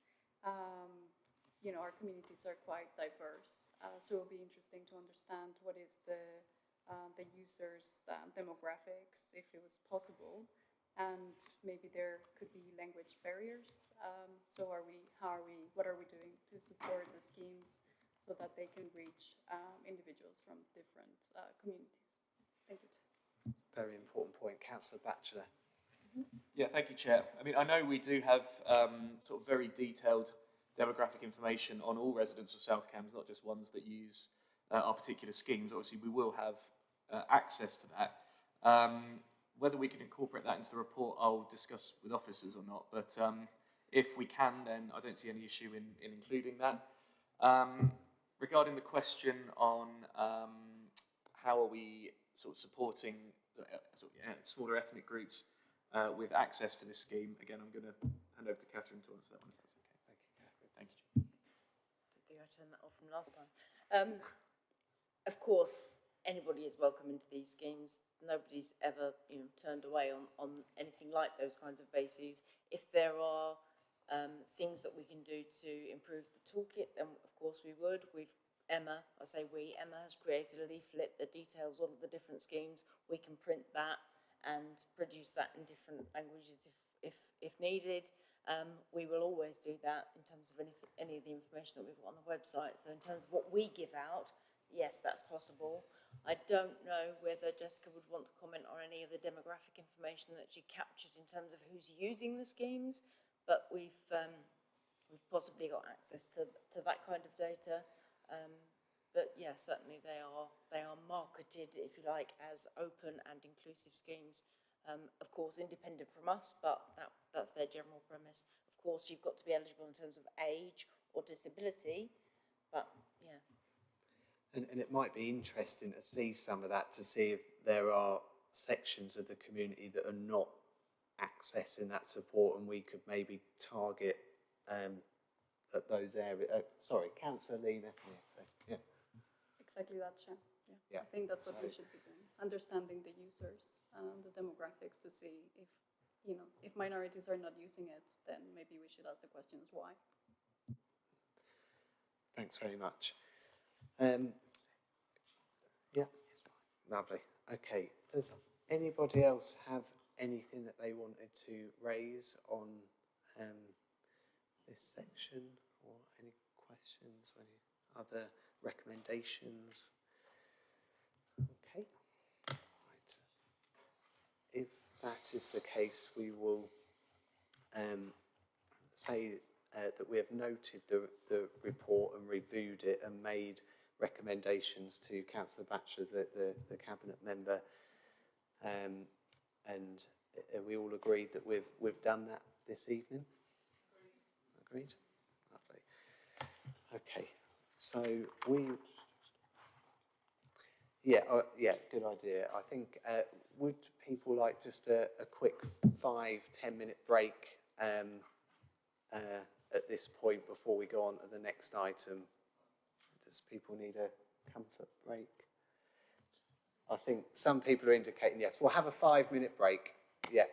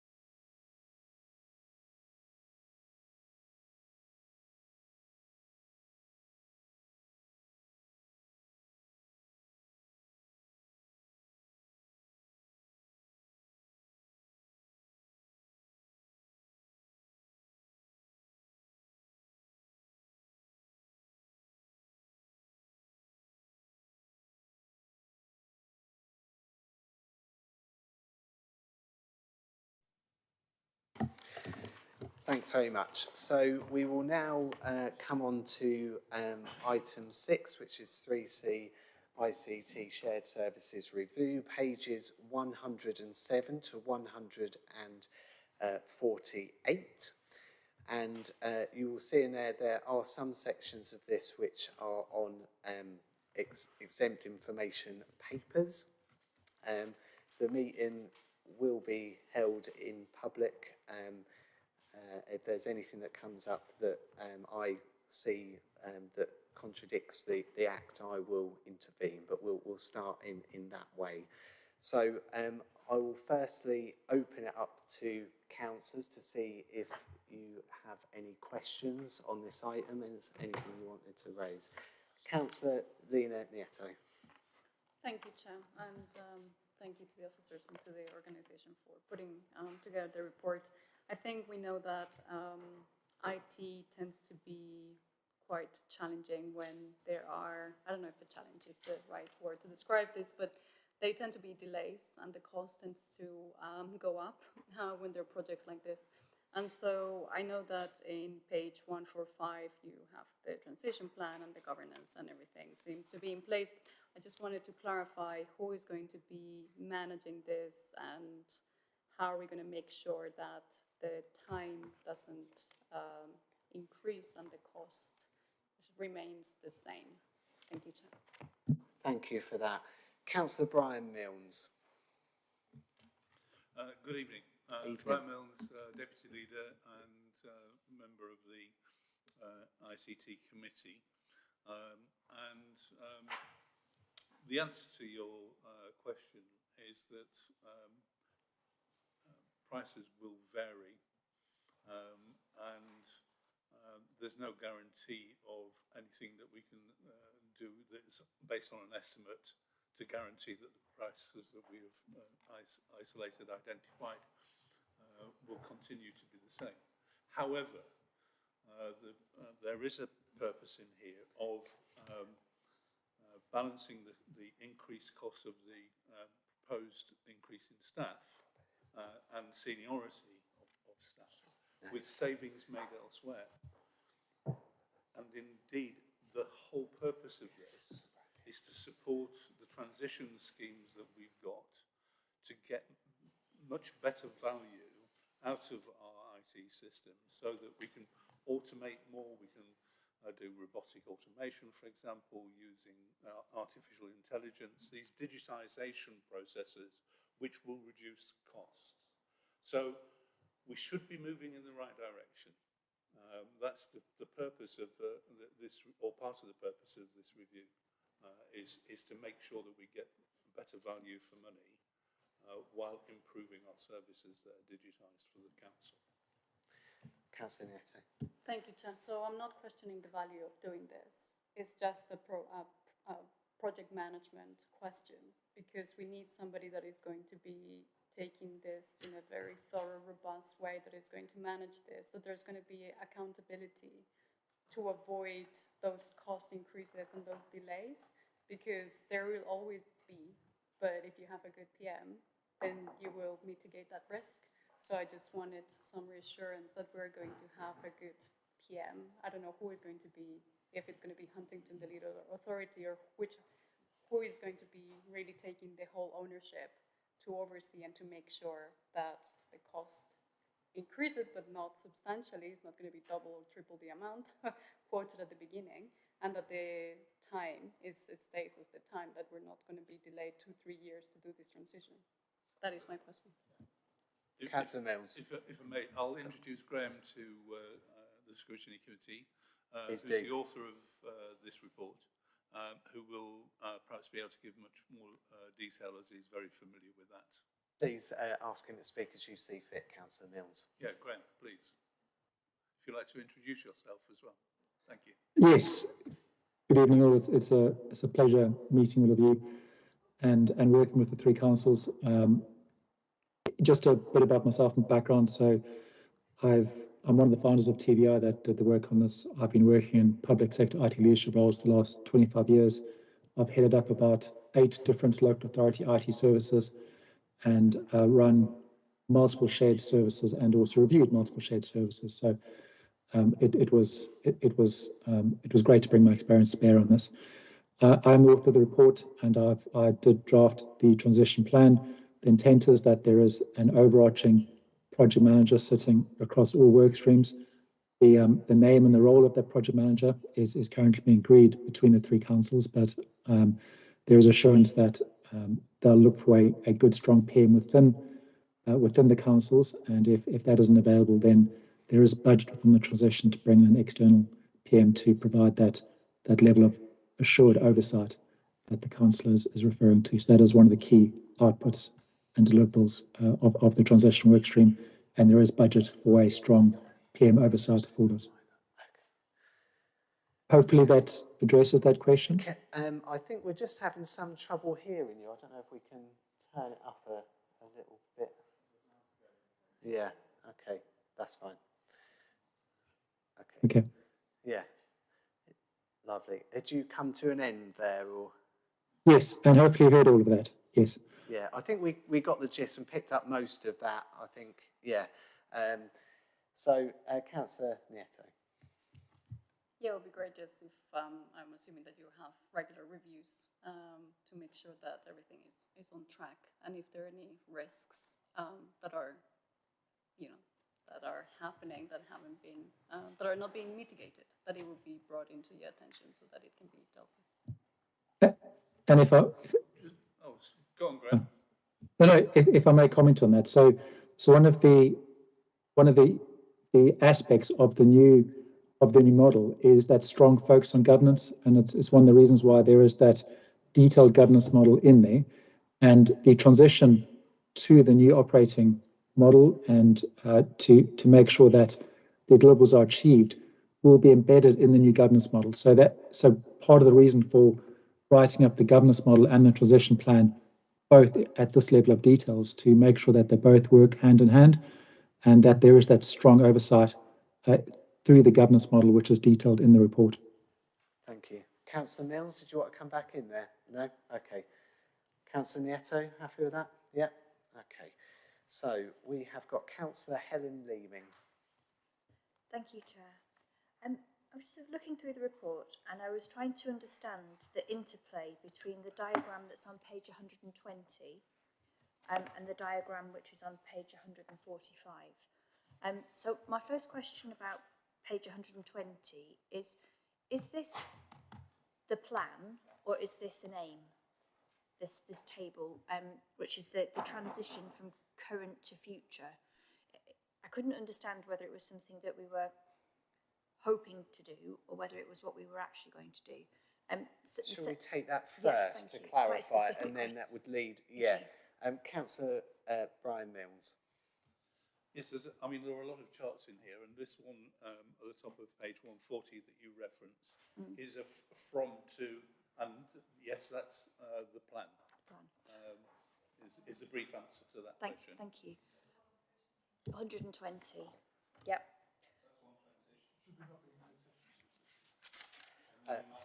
No, we're happy, yeah. Okay. And yeah, go on to ask about 145, Councillor Lima. Okay, so looking at what's in this diagram on 120, we're moving from our current model to a very different future arrangement of things, predominantly moving from our traditional services to a more digital arrangement. Looking at the information on page 145,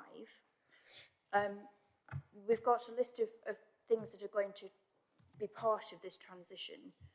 The thing that I was most interested in was the projects, because presumably it's the projects that will be the key that take us from where we are to what we're aiming for in the future.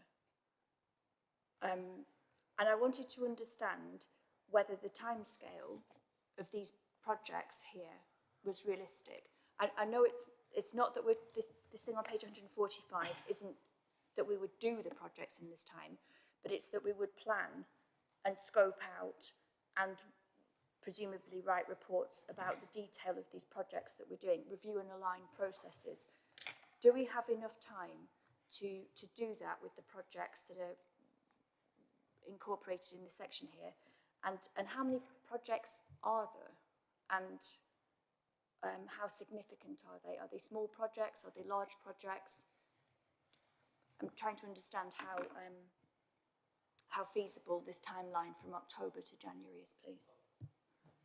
Councillor Brian Milnes, and then I'll bring in Jeff Nimley. One of the things that I'd say is obviously the appointment of the Chief Digital Information Officer is critical to this, and we need somebody appointed quickly to start putting these project plans together. I think I'm quite happy to pass on to either Jeff or Graham. Jeff, do you want to have a go at that? Yes, just to say that the conversations between the three councils have already started and we're making good progress. You're right, it's challenging. There's an awful lot to do in a relatively short period of time, but we're confident that we're going to be able to deliver. And then we'll have to work very closely with the project team in 3C ICT to make sure that these things are delivered on time.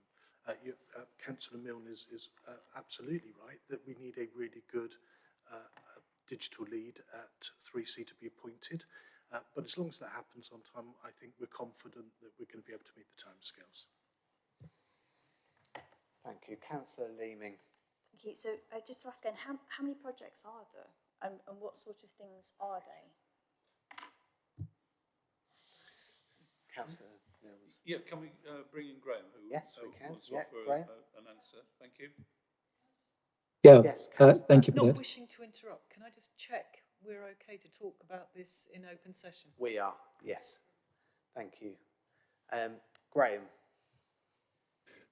Yeah, thank you. If I may just explain a bit more about the scope for that particular work stream. So that projects work stream where it says review and align processes and align governance, that's not to review all the current projects. That's to review how the three councils can work more closely together and align their processes to initiate projects, to review projects, to prioritize projects between the three councils, to help reduce overhead and make the processes more efficient. It's not actually to review every single project that's running between the three councils. So in that respect, I think the 4-month timescale is achievable.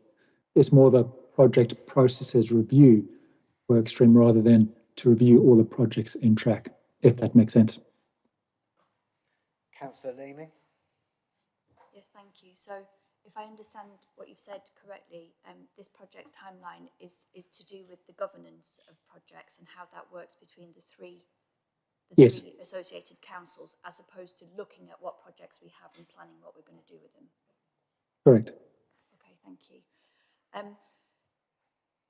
I am still concerned though about the things that, if we go back to page 120, which is our current situation and what we're hoping to get to in the future. So if it's not the project section of this report that's mapping out how we're going to move from one to the other, where is that part of the report? Where will we see the tangible the sort of planning of how we move from now to the future? In terms, I don't just mean in terms of the governance. I mean in terms of bringing in these digital changes that are quite significant. Is that something that will come later, beyond this year that's on page 145? Or is that something that's part of this review and transformation? Can I just say as an overview, we're looking at supplementing what we already deliver. So what we feel that we're missing overall is a digital strategy. We are producing what might be referred to as business as usual services. You know, if those of us who've been here 6 years or more now will remember the level of service from the ICT joint service was often very poor.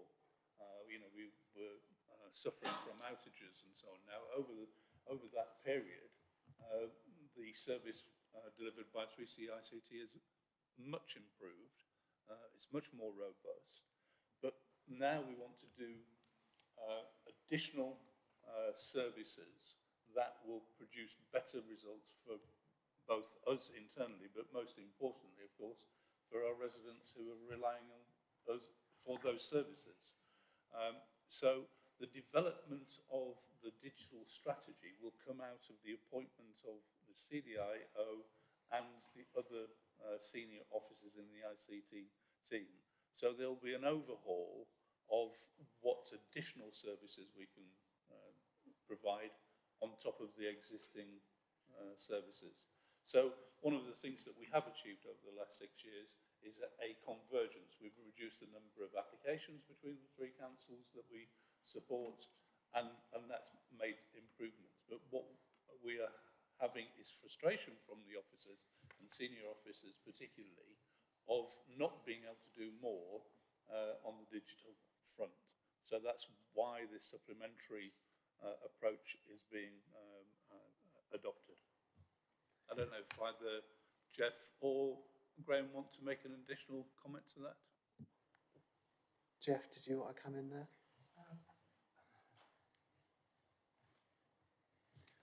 Well, I think that the process that we need to go through is set out in the report. You're right, we haven't got to the stage yet of having all of the details about how we're going to deliver on all of those parts of that transition process.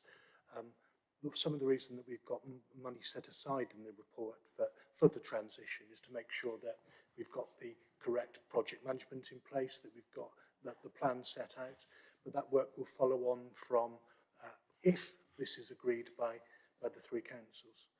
But we haven't got that fully developed yet, but we have got plans in place to deliver that in, as you say, a standard sort of project methodology, using a standard project methodology. Sorry, I have to speak slowly there in order to deliver it. There's what we've got is the three PMOs across the three councils, they already talking. We're already having regular meetings with 3C's project team, and we're looking already to identify who's going to project manage this. So we're ready to get off to a sort of a running start as soon as this is agreed. We've got no intention to stand still and wait for the appointment of the lead digital officer. We've started that work already. Thank you very much. Councillor Lehman, did you want to come back on that at all? Or Thank you. I think I understand now that this thing on page 145 is mostly governance arrangements as opposed to timescale. And the thing on page 120, which is the movement from the current to the future, there isn't a timescale for this. And that's most likely to be coming into play once the transition arrangements have been resolved. Am I understanding that correctly? Yeah, okay. Brilliant. So I have a different question, which is kind of related to this. If we're going through these transitions, moving from what we have now to something in the future, could I just recommend that we involve internal audit and their sort of fraud team involved with that, just to make sure that as we transition from one new system to another, we've got some security over the safety of the new applications. I know they've done lots of things with fraud, and they have a fraud team, so they've got expertise that they could use here. Councillor Mills, are you happy with that as a recommendation? Yes, I'll just check with the Chief Exec, and she's nodding her head. So, yeah, reasonable suggestion. Thank you. Lovely. Thanks very much. So we've got Councillor Anna Bradnam next. Thank you very much, Chair. Thank you for the report. I just wanted to, I've got three things I wanted to touch on. I am still confused, so forgive me, and if someone can clarify this, I'd really appreciate it. Are 3C ICT effectively a contracted in company, or are they us? In other words, are they our employees? Shall I answer that one?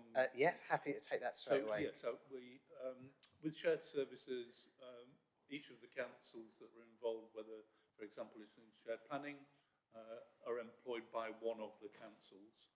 Shared planning is ourselves. In the case of 3C ICT, it's Huntingdon District Council that are employing the people that deliver the service on behalf of all three councils. So they're a contracted in service, as it were, sort of? No, it's they're employees. They're employees of Yes. the district councils. Of the Okay. district council. So then... One as the employer, but acting on behalf of the 3 councils. Yes, okay, so that leads on to my next question. Do we then effectively not need, had it been the other way, I would have asked the question the other way around, do we effectively not need then a client-side project manager to protect our interests? And I think the answer is going to be no, because they are us. I think the new structure that we're talking about here, particularly on the governance, which we have, the analysis that Graham has done for us on this recommends very strongly setting up a new governance arrangement to make sure that all councils have the protection that they're looking for. Okay, so then the next bit is, and indeed Councillor Milnes might have been party to this earlier on, in fact, yesterday. We've just been reminded as county councillors that all councils of local authorities, with changing contract procedures, they are required to comply with the new Procurement Act 2023.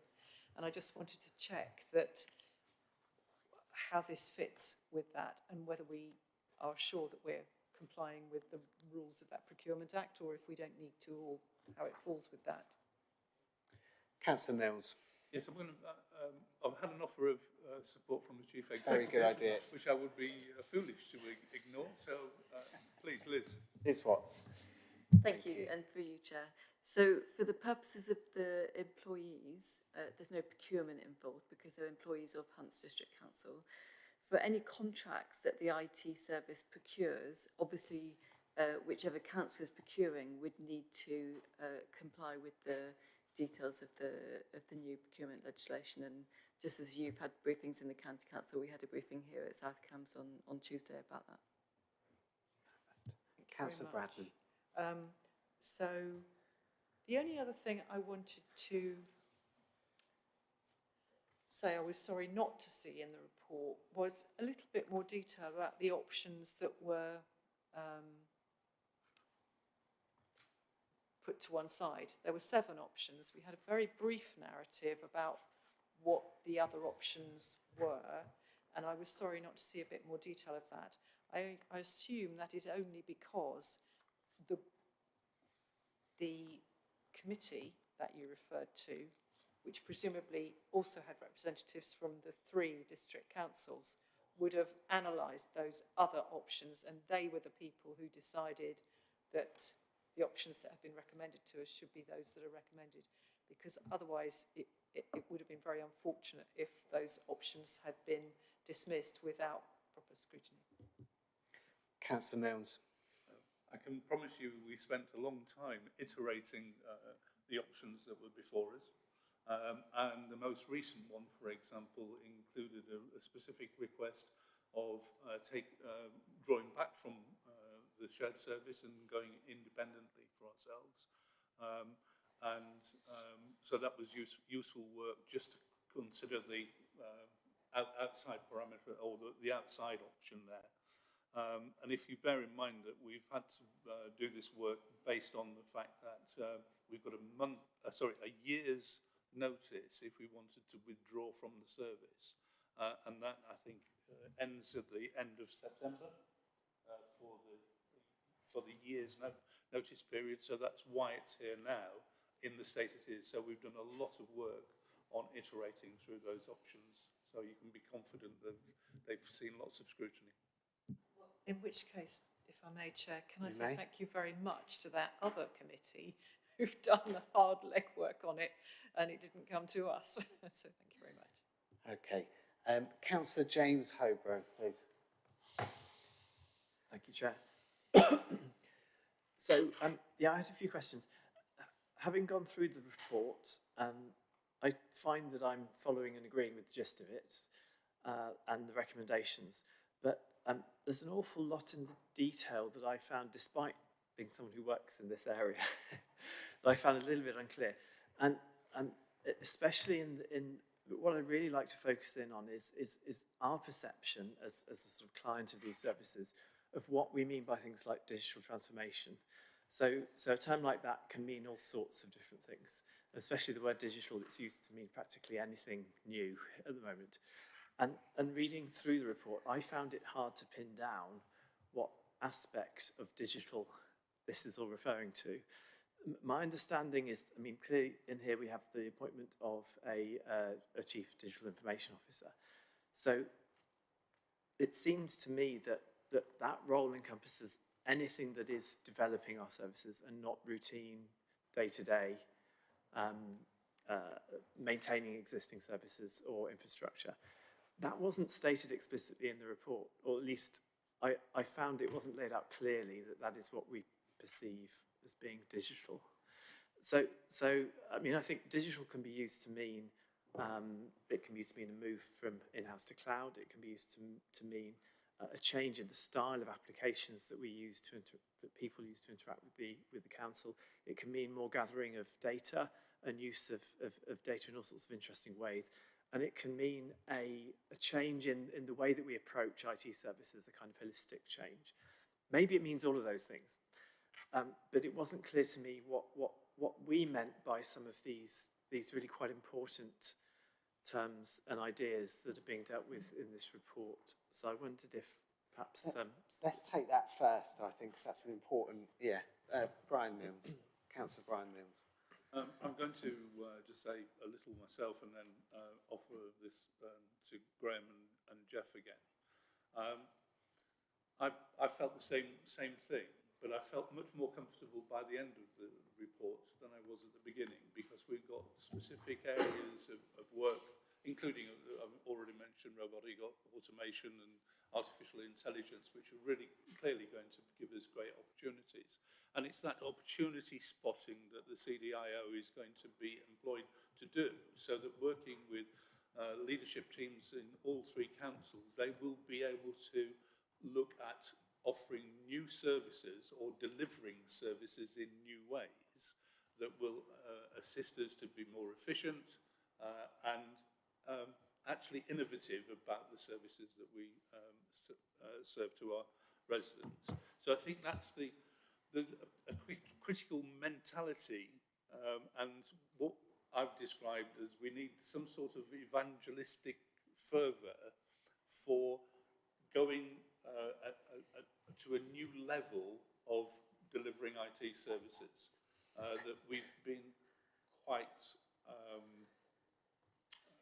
restrained about, let's say. In fact, and I've already mentioned the convergence and getting rid of duplicate applications across three councils, which we've done well, and now we've got to go to a new and different level of operating those services. I think I'll now offer to either Jeff and or Graham, please. Jeff, did you want to come in first? Yes, thank you, Chair. You're right in your answer where you said all of those. I think one of the challenges there must have been for Graham in writing this report is you've got three different councils at three different stages of their digital transformation journey, and the report had to sort of encapsulate all of that. Certainly for us, we're looking at moving to predominantly software as a service, as you say, moving things into the cloud. We're also looking very much at changing the way that we operate to give our residents a lot more self-serve options that are available 24/7. And we're also looking at what opportunities the AI is going to provide for us going forward into the future. We're already taking some action in those areas. The other councils are preparing to do that. So we've got transformation plans or digital transformation plans that are pointing in the same direction, but we're at different stages in the journey. I know for us, we're in a challenging position where we'd done a lot of work to prepare for more, for example, self-serve options available for customers. And we were getting our work done, and they were sitting there waiting for 3C's input because they just didn't have the non-BAU resource to put into making that happen. And at one point, we got to a position where we had a backlog of 9 months' work, where we were expecting things to have been delivered 9 months ago. Now, partly we got round that by agreeing additional funding of 2 specific developers to work within 3C, but only work on South Cambs work. But taking it forward, we wanted to be in a position where, you know, we didn't want to operate just as South Cambs when we knew that the city and Hunts wanted to do the same sort of things. So what we were trying to get out of this report is to look at where we can align across the 3 councils, look at those areas where we're the same, look at those areas where we're potentially different, but those areas where we are the same, work through 3C to deliver that in the most efficient and cost-effective way. So yes, there's an awful lot of digital, and you're right, there'll probably be new things that digital transformation means by this time next week. But those are the main areas that we're pushing for. Graham, I don't know if you want to add anything to that. I think your response and Councillor Milne's response are spot on, and I risk repeating you if I give a response as well. I think in this case, digital means that technology-enabled change and supporting each council with their digital strategy, whether that's making the better use of data, whether it's more online services, or whether it's making better use of new and emerging technologies like automation, AI, robotics. It's providing the capability and the capacity to support the councils maximise the use of these technologies, really. Thank you for that. Councillor Holborn. So yeah, thanks for the answers. So I was pleased to hear in Jeff's response that we do regard digital as all of the above, because I think there is a lot of potential in all of the above. So I suppose my comment would be that having gone through the report, I think that the top level strategy is clear there, but there's an awful lot of detail that's poorly defined. I suppose my concern would be to make sure that at the appropriate time we do home in on the correct definitions of our top level objectives, of which projects we're actually going to pursue seriously. You know, how much of this is going to be blue sky thinking, how much is it going to be about using data, how much is it going to be about tackling current actual services that are not working well and renewing them, and making sure that at the appropriate time all of this does get defined with proper objectives and requirements specified. I was simply made a bit uneasy by what I felt was a rather vague level of all of that in this report. But I think you've reassured me that sort of deeper down this is being addressed. So I'd just like to wanted to make sure that it really is. And I think that's a very reasonable recommendation to the report, that it is clear within the report. So I think that's reasonable. And it would help, actually, it would help if the report contained that definition that you gave me. I listed several possible definitions of what we understand by digital and the digital transformation. And I think in Jeff's response then, he said that we're trying to do all of these things. I think if that were explicitly in the report, it would help readers to understand these points. Thank you. Perfect. Thank you very much. Councillor Richard Stobart. Chair, thank you very much. A minor point to start, and then I just wanted to look a little bit at the motivation for this, and take a higher level view, and then ask a few questions about the Chief Digital Information Officer and the kind of organisation in which they'll sit. So I'll start with a minor point. Page 111, paragraph 17. And I just want to start by saying I think the choice of option 1 is nicely, tightly argued. And it's presented in this paragraph, and interestingly it says the most optimum. Now, given optimum is best, you know, the word most is not necessary there, but I think it's nicely stated what the optima actually are, and I think that's a reflection of the way the report is structured. So let me move on to a kind of more substantive point. Page 116, going towards the foot of the page, is this recognition that shared services, or the 3 partner councils, generally believe that they are behind the curve in implementation and adoption. I think we've kind of talked a lot about that, and that's understood to be the motivation. But if I flick over the page to 117, there's the shared opportunities. Now, I think Councillor Hobro was talking about there not being detail, but I think in this business, the success or otherwise of what we do is defined by process.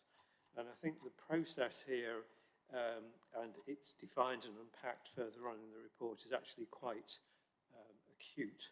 And I think we'd be looking perhaps a scrutiny overview or users or members, whatever, as how this process develops and how it gives a sense of robustness. So I think maybe that's a note that we can make. So if we could just come on to the Chief Digital Information Officer, and I'll pose a question here. We really want talented people. So we want whoever's appointed to this role, to be highly motivated to come because we're doing really intriguing things.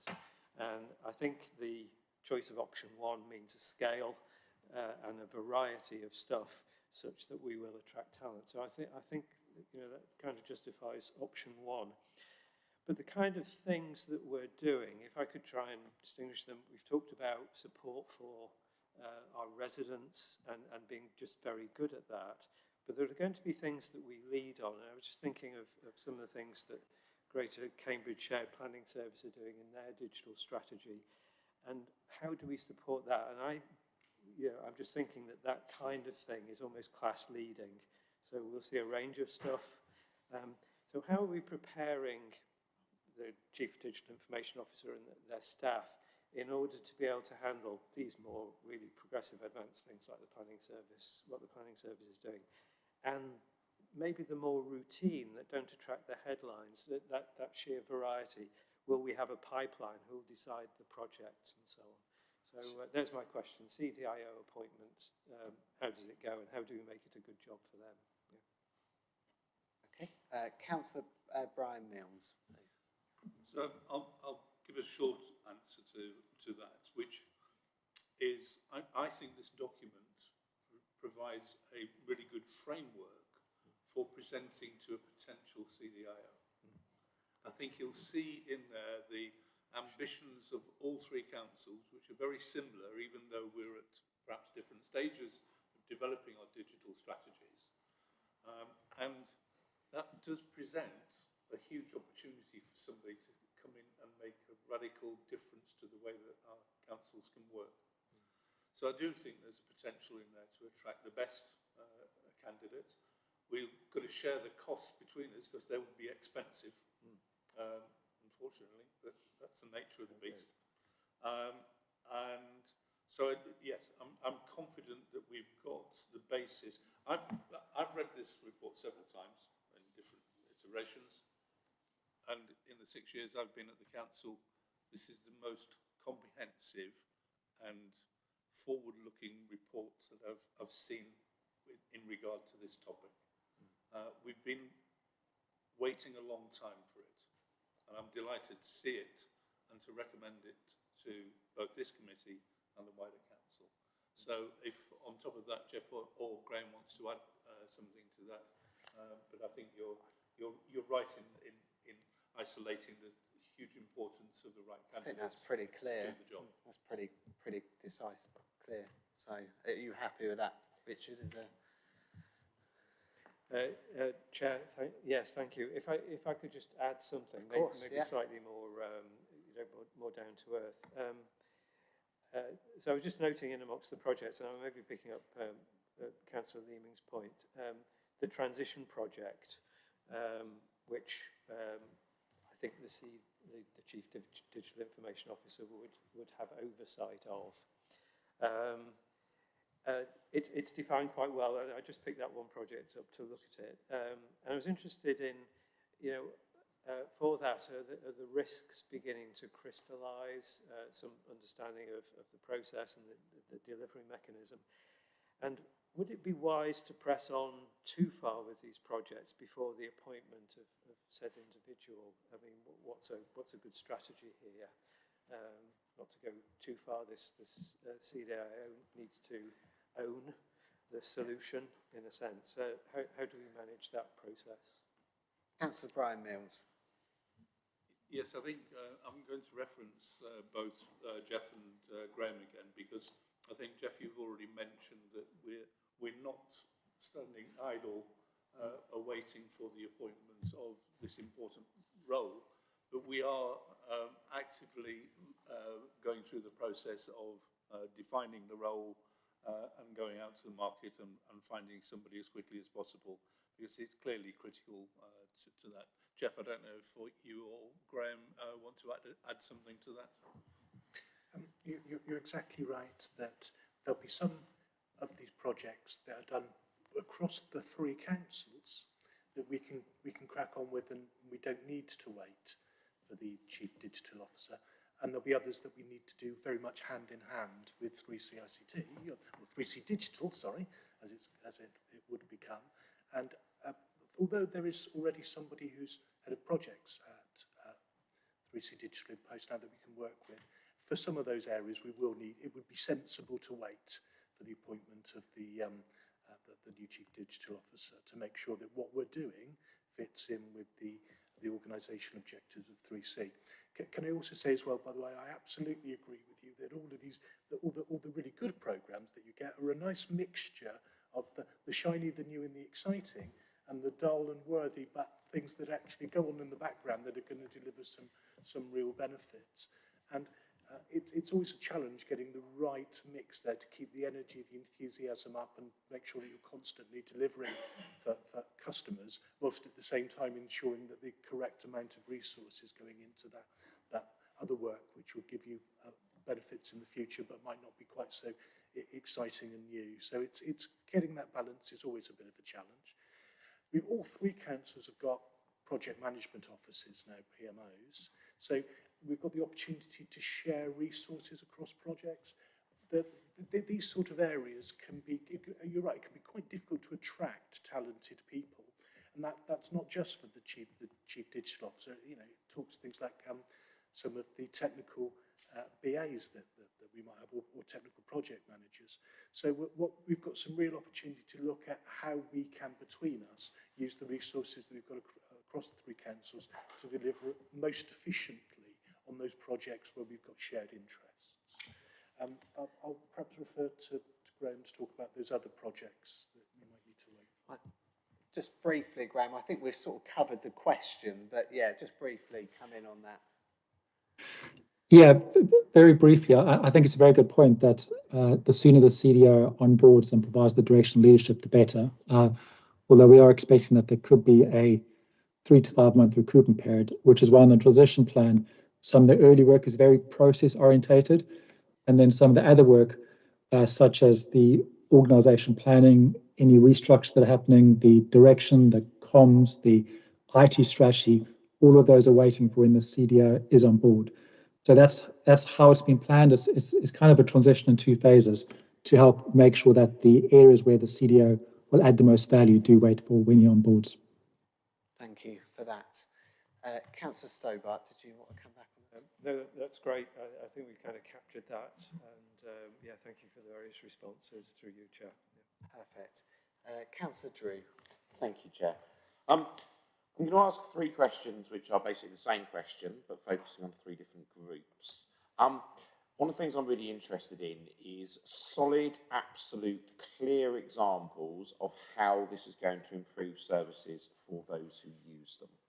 So I'd like to start by asking, if I'm a resident in South Cambridgeshire, can you give me an absolutely solid and definite example of how this is going to improve my experience using IT in engaging with South Cambridgeshire District Council? Councillor Brian Milnes. Missed slightly because I was expecting 3 questions, or you... I always prefer to ask one question, wait for the answer, and then ask the next question. You're going to ask 3 questions sequentially? Yes, but you'll know what the next question is, even before I ask them. So your first question is what systems if you can give me a to... solid example for residents in South Cambridgeshire of how the work flowing from this is going to improve their experience. Okay, so I'll give you one which is we're already working on.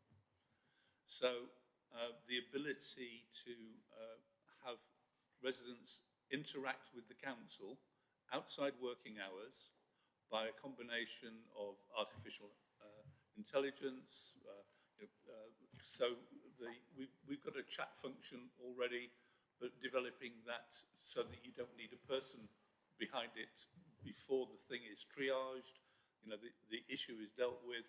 And when these things are done well, and that's clearly a requirement, then it's a better experience for both the customer and, of course, for the council, because we are spending less resources dealing with an issue. So that's an area that we're already working on. Jeff and Graham might want to add others to that as my first stab at your first question. Would you like that, Councillor Drew? Yes, please. Yeah, through you, Chair. Councillor Mills has stolen my example because... I'm afraid he always gets to go first. So I mentioned earlier on the fact that we'd had a backlog of self-serve options that have built up. What we're looking to do through this restructure, make sure that things like that never happen again, and that those self-serve options are delivered more quickly and efficiently. It's a really good example that Councillor Mills gave, because people will be able to telephone the council 24 hours a day and ask questions, and for those transactional questions, they'll be able to get an answer. And if it's a complicated question where the AI thinks it's safer for somebody to talk to a human, and that does happen, the AI will say to them, I'm sorry, but you're better off contacting a person. We'll pass your details through to them so that they can contact you and answer your question. And they'll get that quicker because we've got a 3C digital service that will be focused on making sure that the three councils' digital aspirations are met for the first time. So that's that's one practical example. Other practical examples mean that if somebody wants to report fly tipping, for example, they'll have a little map that they can just click on, and that will report fly tipping. It'll make it easier for them to be able to report it. It'll be easier for them to see whether it's already been reported, so they're not duplicating work from other people. And again, they'll be able to do that 24 hours a day, not wait for the offices to be open. I could go on with lots of others, but that's probably enough for the moment. I don't know if Graham's got anything to add. Poor Graham, there's like nothing left. No, he's... Okay, thank you very much. For my second question, can I ask the same question from the perspective of officers who work at the council? Okay, so some of the work that we are doing is really more arduous than it necessarily ought to be. I'm involved right now in a long-term digitalisation project of a set of certificate issuances. And we've gone from a situation where everything was email or even paper, and do you remember those fax machines? Lovely stuff. And physical files, which were the repository. Mm-hmm. Now, one of the options that we've got available to us is improving that storage and availability. So we've already got SharePoint websites that are providing that sort of shared digital opportunity. But for example, live editing of a single document by multiple people that is able to improve and expose the whole thing to everybody at the same time to work on it simultaneously is a real advantage, and there's huge efficiency. So that's an example of the sort of work that we want to improve and extend for the council officer staff. Okay. Anything to add? Again, perhaps I just add just one example. We've got some really talented, skillful people who are spending a proportion of their working time doing administrative tasks that actually are not using their skills to their best advantage. If we automate those tasks, which we'll be able to do more easily with what we're proposing here. It means that those people that add real value to the organisation are using their skills, doing the things that they enjoy and are excited about for a greater percentage of the time that they're at work. Thank you. Okay, so I asked the question the third time, which is, can you give me a solid and specific example of how this, let's call it this proposal, this moving forward the 3C ICT service, will improve the experience for councillors in relation to our use of the ICT facilities which are provided by the council for our work. So now, so he doesn't just get to go second, I'm going to give Jeff the first opportunity to answer that. Thank you, and again through you, Chair. One of the frustrations that members have often expressed to me is that previously they haven't felt 3C ICT to be listening to them, and they haven't felt 3C ICT to be customer orientated enough. A number of changes that's being proposed here will look to remedy those difficulties. There's now a member board which has been set up specifically to allow members to make decisions on 3C ICT.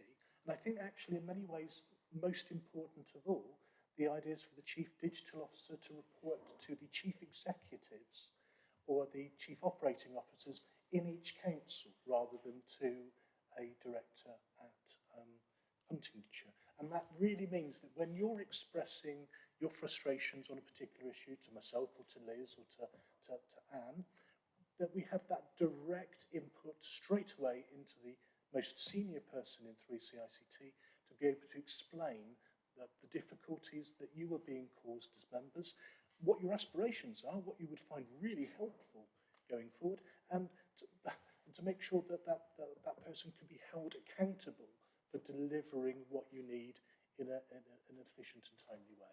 So I think that's where you as members will see the biggest benefit from this proposal. That's fine. That's okay to answer that. Thank you. I just wanted to possibly touch on something in relation to AI, and this possibly builds on what Councillor Hobro said in terms of the use of the term digital and it being a catch-all. It is often the case that AI is mentioned not as the solution to everything, but as a major solution to lots of things, and we hear it from companies, we hear it from government, we hear from media, we hear from lots of things.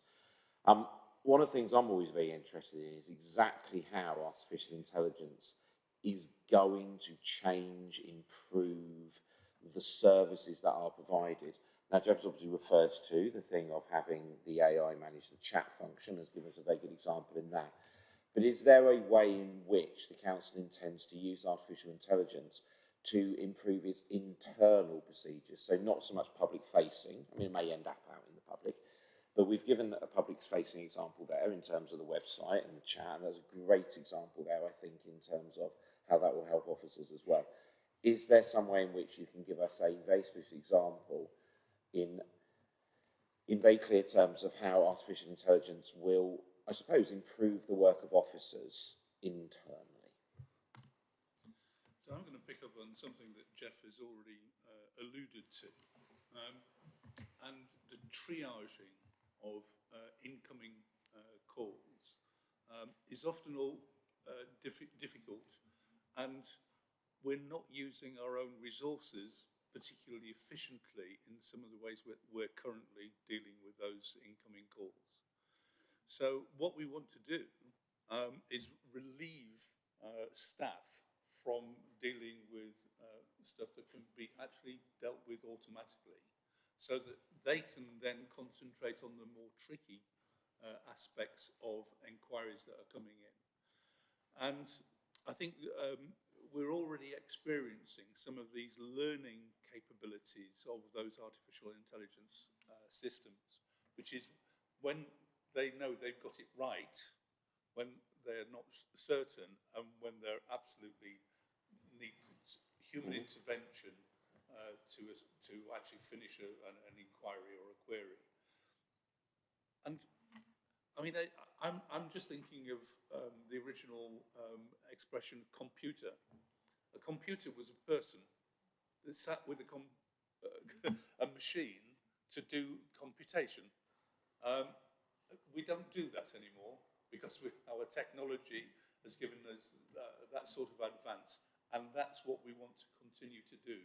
And so actually, we may become much more efficient through the deployment of AI than we currently are, and give people better job satisfaction because they're not dealing with the very mundane and the repetitious. Okay. Thank you very much. Thank you for all your answers. Lovely. Councillor Hobray. Thank you, Chair. So, yeah, I'm going to pick up slightly on some of the points that I made earlier, and also sort of home in on one or two specific areas that where I'm slightly concerned. So we were talking a moment ago about automation, which I think is a really important part of this. I mean, to me, it's very clear what automation means. You know, an officer is spending maybe 30–40% of their job doing the routine stuff, and only 60% doing the things that they actually want to be doing. And some of that 30–40% can be made automatic. So I'm slightly worried that the word, I've just done a search in the document, the word automation only appears 4 times in that document. The word digital appears 200 times. and I'm a little worried that the document is talking a lot about things that we can't really define very well.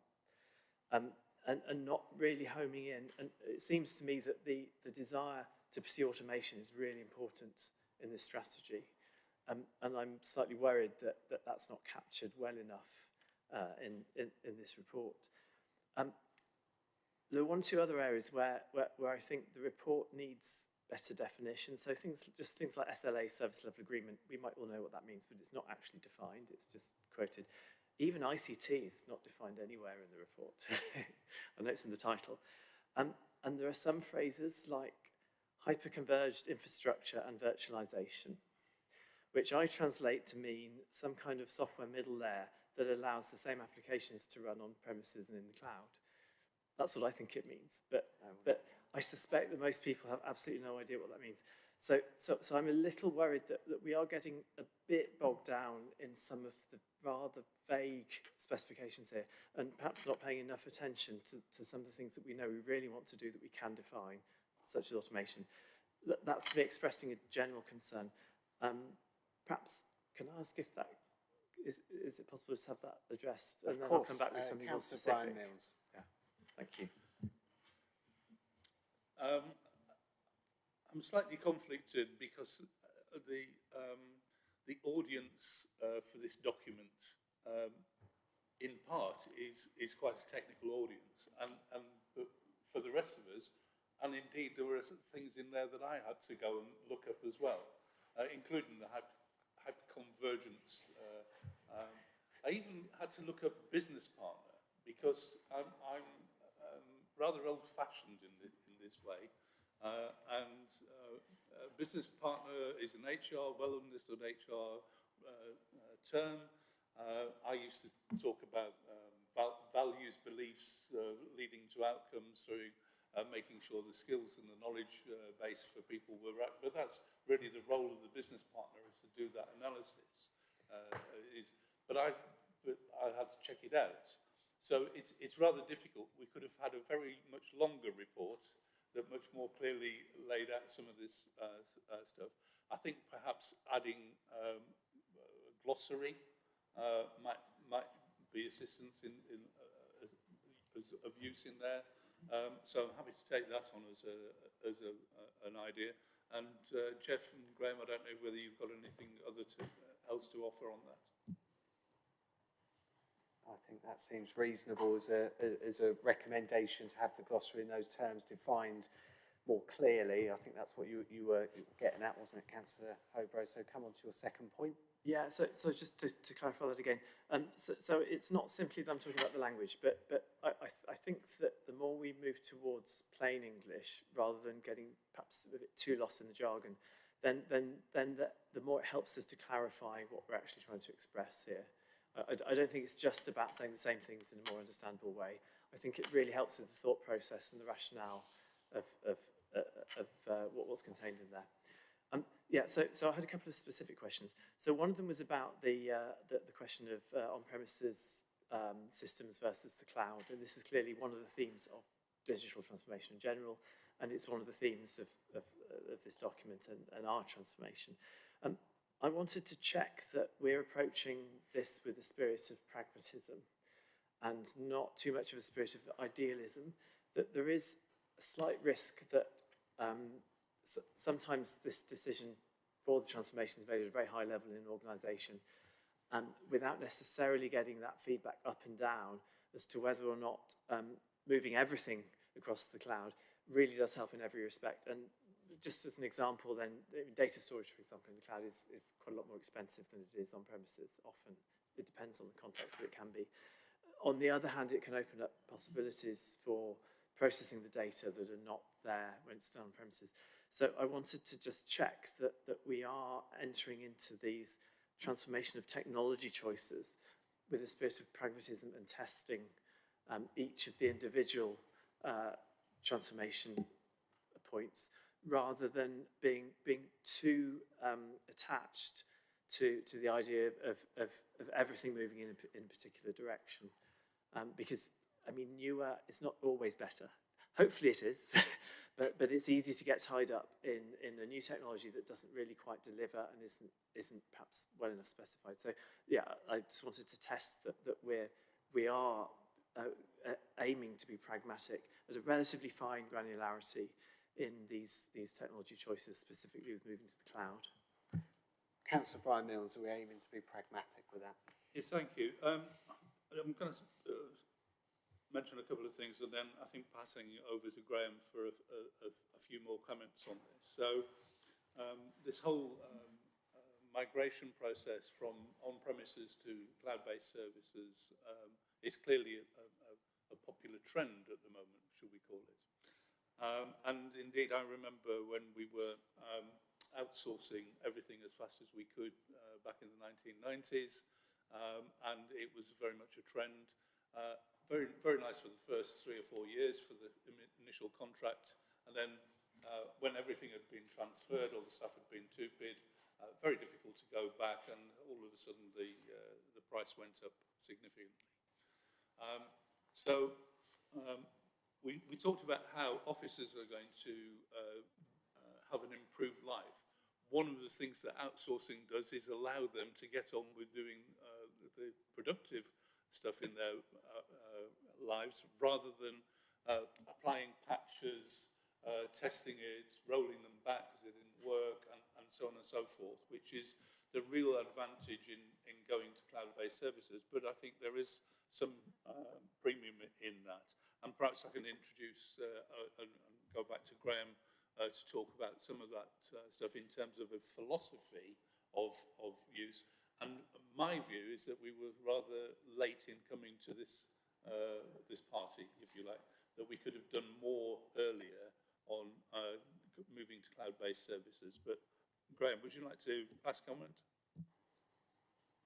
Yeah, of course. And just to assure the council that, having worked with the IT team and the various councils, they are taking a cloud where appropriate approach. So I know some councils have a cloud-first approach as part of their strategy.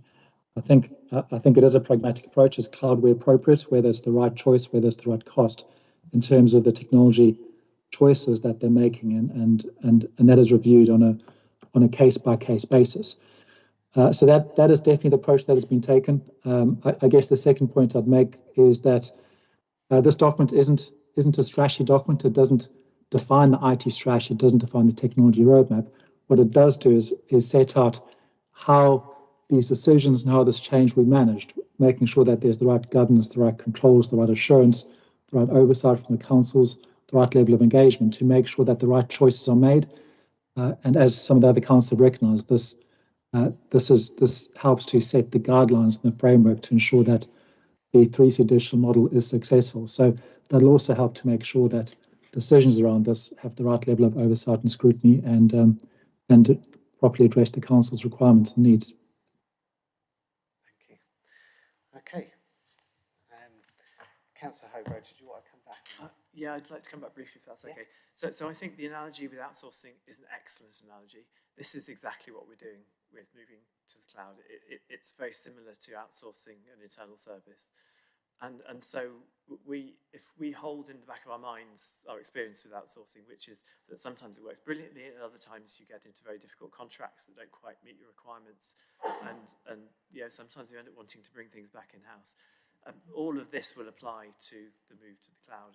It's an excellent analogy. So I think thinking along those lines will really help us to negotiate this process successfully. And I'm very reassured by the term cloud where appropriate on a case-by-case basis. I think that's exactly the right way to approach it. I'd just like to raise a couple more things very briefly, if that's okay. The first is that there's always the possibility of lock-in with cloud providers. Once you have uploaded all your data and got sort of deeply embedded in the systems of an individual provider, you suddenly find that the costs are going up and that you'd really like to shift either to another cloud provider or possibly coming back in-house. But you've written all your systems in a way that is very sort of hand in glove with that particular provider's technology. And I think right from the beginning, we need to be wary of that trap. There are plenty of ways of moving to cloud providers that avoid the trap of lock-in, but it does require being aware of the risk of that happening right up front. And when we're making decisions, we need to bear in mind that we might want to move to a different provider and that we shouldn't get too tied up with individual providers' systems. Finally, I wanted to make a comment about these kind of transformations. They involve the move to some very exciting and very big new ideas. And I just wanted to check that our strategy for exploring those new and big ideas, we want to get as many benefits from this transformation as we possibly can. On the other hand, for every project, we need to move incrementally and test very carefully with our target audience, whether that's members of the public or whether that's members of this council or officers. And just as an example, then telephone systems and online systems that use AI, sometimes they drive people nuts. They can be fantastic, but the devil is always in the detail. And I'd caution and just make sure that we have a strategy of rolling out step by step and with pilots and making sure that we're testing at each of those steps. I got a sense from this document that there's a lot of vision and that possibly we're planning to jump into it perhaps a little too much all in one go. And so I'm just looking for a bit of reassurance along those lines. Thank you. Councillor Milnes. I think just going back to the cloud services argument, I mean, there is certainly no appetite to slavishly go cloud computing on every occasion and for every opportunity. Different service providers and the ability to avoid the lock-in that you suggested was very sensible. I've already come across people who want to transition to migrate from one service provider to the other and need to go to third-party tool providers to create that. And do they have the confidence that they can do that in a robust manner without any data loss or corruption and so on? So I think those are very important elements to think about. There's a risk assessment aspect to everything that we're doing here. And I think part of that management and the project management, including that, is a really important element that you describe. So, and again, I'm going to go to Graham to see if he can add anything useful, which is quite likely, from what I've just said. In terms of, in our project management, are we going to have risk assessment for not necessarily the speed, but the ambition, perhaps I could call it, of all these projects, and making sure that we're not over committing ourselves, and so that we end up making mistakes in the implementation and therefore have poorer service than we're looking for. Graham? Yeah, thanks. I think the report talks about the shift to cloud in public services and how the revised three-C digital operates model will manage that and will govern that. And that in part is why the operates model and the process that has been put in the document has been defined as such, making sure that there is the right visibility, control, assurance around decisions that are made on a per project basis, making sure there are projects in place, making sure that the right governance in place. So as you'll see in the governance structure, there is now a digital strategy change innovation board, which actually looks at the strategy, which looks at the projects, which provides that governance and approval board to make sure that the risks are assessed and any major projects and direction travel is properly assured by the senior leadership in each party. So I don't think this report commits any councils doing any particular thing to any particular technology. This helps to establish the framework, the governance that will account for the inevitable change that we're seeing in cloud, but making sure that it's well managed and overseen, really. Thank you for that. Councillor Howbrow. Yeah, thanks very much for the answers. I feel assured, suitably assured. Thank you. Lovely. Councillor Anna Bradnam. Thank you, Chair. The conversation has pricked my concerns about a couple of other things. One is it's been reiterated by a number of councillors. I'm just anxious that in my own experience of residents, so we're talking about, as Councillor Drew asked, how will this affect services to residents? And what I have become, I'm aware of, is just how many of our residents are not able to use online services, often because they're working on a mobile phone and it's not very easy to do some of the things we ask people to do. Some of the forms are brilliant and work well on a mobile phone, but not all of them. So I just want to make sure that when we've got a service through a telephony that is doing triaging and giving people advice on the phone and then deciding whether the AI doesn't have enough information, so it refers them to a person. Can we make sure that that is as user-friendly as possible? The second thing, and secondly, as part of that, absolutely, as Councillor Howbrow has said, that we test as we go to make sure that this doesn't end up with our residents actually dropping out of the phone call because they can't understand it or it isn't answering the questions that they wanted to be answered.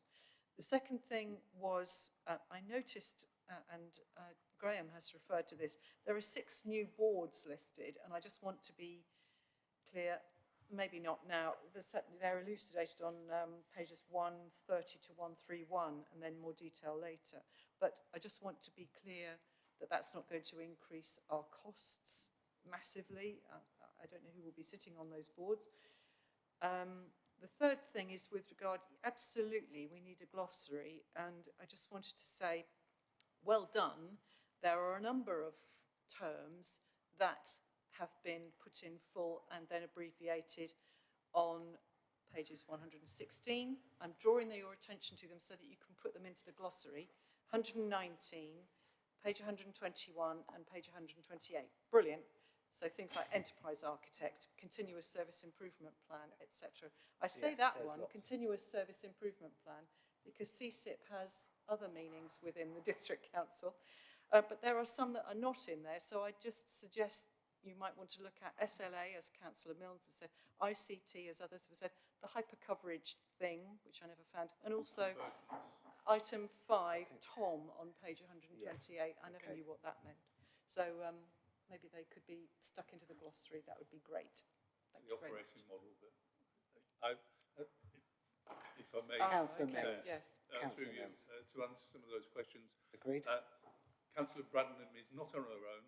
I recognise, I think, every TLA that she mentions there, and even though I'm familiar with a lot of this stuff, I was having to go and check. So I think that's very The other one was, as I say, think there there'd are be some that lots are of elucidated, which examples, I've but listed, yeah, but the ones yeah. that hadn't been covered would be Yeah. helpful. This issue that you mentioned, though, which is really important about digital isolation, in other words, from Yes. particularly the older generation who cannot get on with new technology very well, and making sure that our service offering includes, you know, picking up the phone or even a face-to-face conversation with somebody is critically important, that we don't exclude those people.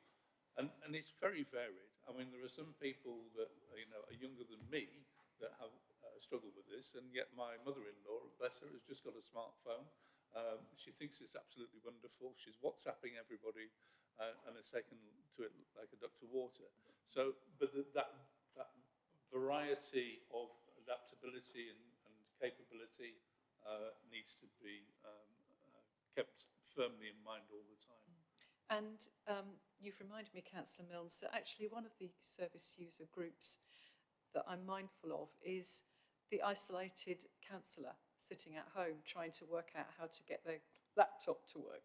So, you know, this is another, as Councillor Drew mentioned, this is another user group we need to make sure we're serving appropriately and adequately.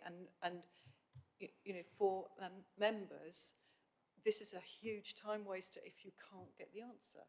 Thankfully, we have some very good officers here who will pick up the phone when you answer, but if, you know, it depends what the problem is. And I think Councillor Drew sort of covered some of that with the exactly. councillor. So, I mean, so it's making sure that the service does serve all our users properly. Yeah, yeah. Thank you. Yeah. Councillor Richard Stobart. Chair, thank you. I'll be brief. My understanding of this document is that it's really technology agnostic, and it's really about process. And I think some of the things we've been discussing could find their place elsewhere in the way we're describing the emerging IT structure. So I just make that recommendation that actually we've been, I wouldn't say privileged because we're scrutiny and overview, but you know, it's been great to look at this report, which is really defining a process and setting in place something very new and that has loads of promise. But I think what's coming after it, and to Councillor Howbury's point, there's a technology roadmap. There are, you know, descriptions, different systems are going to be implemented, and I think as this committee, we can be investigating those as they come up, even as they're being proposed. So particularly on this issue of usability and digital isolation. Maybe that's something, you know, as the technology, no, not the technology, but the function begins to be defined, we could be looking at that because of the implications for our residents. I mean, the stuff that we probably won't want to look at because it is quite esoteric and tucked away, but where it touches on the lives of residents, I hope that we as Scrutiny and Overview could take a look at that and be critical of the functionality and maybe even to some degree the technology, but technology is living in a different space, I think. We need to be careful about that. Somebody's making the decisions and we can ask serious questions about them, but for the moment this is a process which is great, you know, it's going to take us to our future, and in the meantime we're thinking about functionality, and I think it's important to make those distinctions. So perhaps that could be some way in which we structure the documents that are going to come out of this new process. Councillor Brian Milnes. I think it's a really quite useful insight into where we're at. I think it's going to be a continuous improvement programme, isn't it? Yeah, and Jeff touched on some of the points about review and yeah, and that's within the document about how we review that on an ongoing basis, and you touched on that as well. So I think, yeah, that's noted, and yeah, good. Did you want to come back at all on that, Richard? No, Chair, that's fine. That's okay, good. Councillor Helen Leeming. Thank you, Chair. This is more of a governance question than an IT question, really. How are we going to introduce new projects, for example, across a 3-council committee? Are we all starting from the same point, have we done a sort of background review of our capabilities and that we're all roughly in the same place to begin this journey? And then, you know, for example, if, for example, Huntingdon decided that they wanted to introduce AI telephony, but we weren't ready for that, or Cambridge City wanted to, I don't know, involve Microsoft 365, if they wanted to launch a new thing and they were in dispute with each other, or we couldn't move at the same time together, how would that actually work out through this committee structure? And the sort of benefits that we would have had from sharing our work together might not actually materialise if we were in different places at different times. Councillor Milnes. So I think this is something that we've been acutely aware of, in differences in progress towards digitisation of our services. Jeff, would you like to add some more, because you've been sort of closely involved in restructuring those governance arrangements that you talked about, Councillor Lehman? Yes, even before this review is implemented, we're in a position where the three councils meet regularly to talk about what we want to do and decide how the available resource within 3C is going to be allocated to the projects. And obviously, what we do is put the most resource to those projects that are going to be beneficial to all three councils. But we do have projects come up on a fairly regular basis that specifically for one council. So we allocate resources to that appropriately. But we always work on the basis that when and if that project is successful, it can be ported over to the other councils when they're ready to adopt it. I mean, a really good example is we've started work on the AI voice assistant here. I met with the new head of transformation at Huntingdon last week. They're not ready to take that up yet, but they're learning from our experience. They're taking the work that we've done, they're testing the prototype that we've got in place, and the intention is, you know, they could well use that in the future because it looks like it meets their needs. So it's not being wasted, and I think the structure here, particularly around the strategic boards and the operational boards, gives the opportunity to formalise that probably in a more effective way.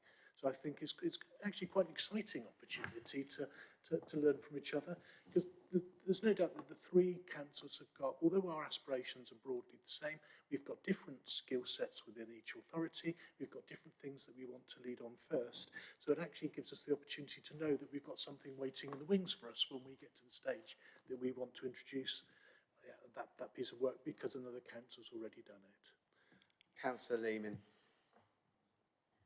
And do we think that these changes will help us move faster, or do we think that because we'll be going through a period of structural change, we might end up with backlogs in our existing planned work? Jeff Memory, do you want to come in on that, or is that, yeah? No, I think this will help us move faster. Just going through the process of undertaking the review means that actually the three councils, including the chief executives, are meeting on a regular basis, talking about what it is we're looking to do, talking about what it is that we need from our shared service, and learning about each other, and actually just going through that process in and of itself, even if we've made no other changes now, I think actually we've learned so much about each other and where we've got these shared aspirations, and the communication is so much better than it was, say, 6 months ago before this process started. I genuinely, hopefully you can tell, I'm genuinely really excited about these proposals. I'm a real advocate for transformation for those people that it will work for, because I absolutely agree. We've got work being undertaken at the moment on digital exclusion and how we make sure we avoid that. And one of the big things that we're looking for with self-service, to free up the time of officers, say, in the contact centre, to make that a proper customer services centre that can deal with those people that aren't digitally enabled. So this is, you know, for me, I've been feeling that there's been almost like a bit of a weight slowing down our transformation programme because we haven't got 3C set up in a way that could deliver at the pace that we need. And I can see real opportunities to move forward now. Sorry if I can go on about this for ages if you let me. So I'll try and shut up and not bore you because it's getting late. Curb the enthusiasm there. Councillor Leeming. Thank you, Chair. Thank you, Jeff Memory. It's a great answer. Thank you. Thank you very much. Lovely. Do we have any other speakers on this item? I'm not seeing anyone indicating to speak. So in that case, we will go to the recommendation. I think it was on page 108. I think it was. Yeah, 107, 108. And I think we have done what we've been asked to do there. We have scrutinised the report. We've made some suggestions, recommendations, which Councillor Mills, the member, is engaged in, and we note that report. Is everybody happy that we've done that? Agreed? Yeah? Lovely. Good. In that case, thank you, Brian Mills, Councillor Brian Mills. Yeah, we will move on to the next agenda item, which is the work programme, which is agenda item 7, pages 149 to pages 166. So the work programme is set out there. Has anybody got any questions on the work programme? Councillor Lehman. Thank you, Chair. I just wanted to ask, I was expecting to see the quarterly KPIs this time, and they're not here, and I wondered what had happened to them, please. Thank you for that. So I took the decision not to have the quarterly KPIs on this agenda. That was quite a difficult decision, if I'm honest, because I know that yourself and other members have indicated that they want to see those performance indicators, and I want to see them as, you know, because I think they're a very broad indication of how the council is performing in different areas. But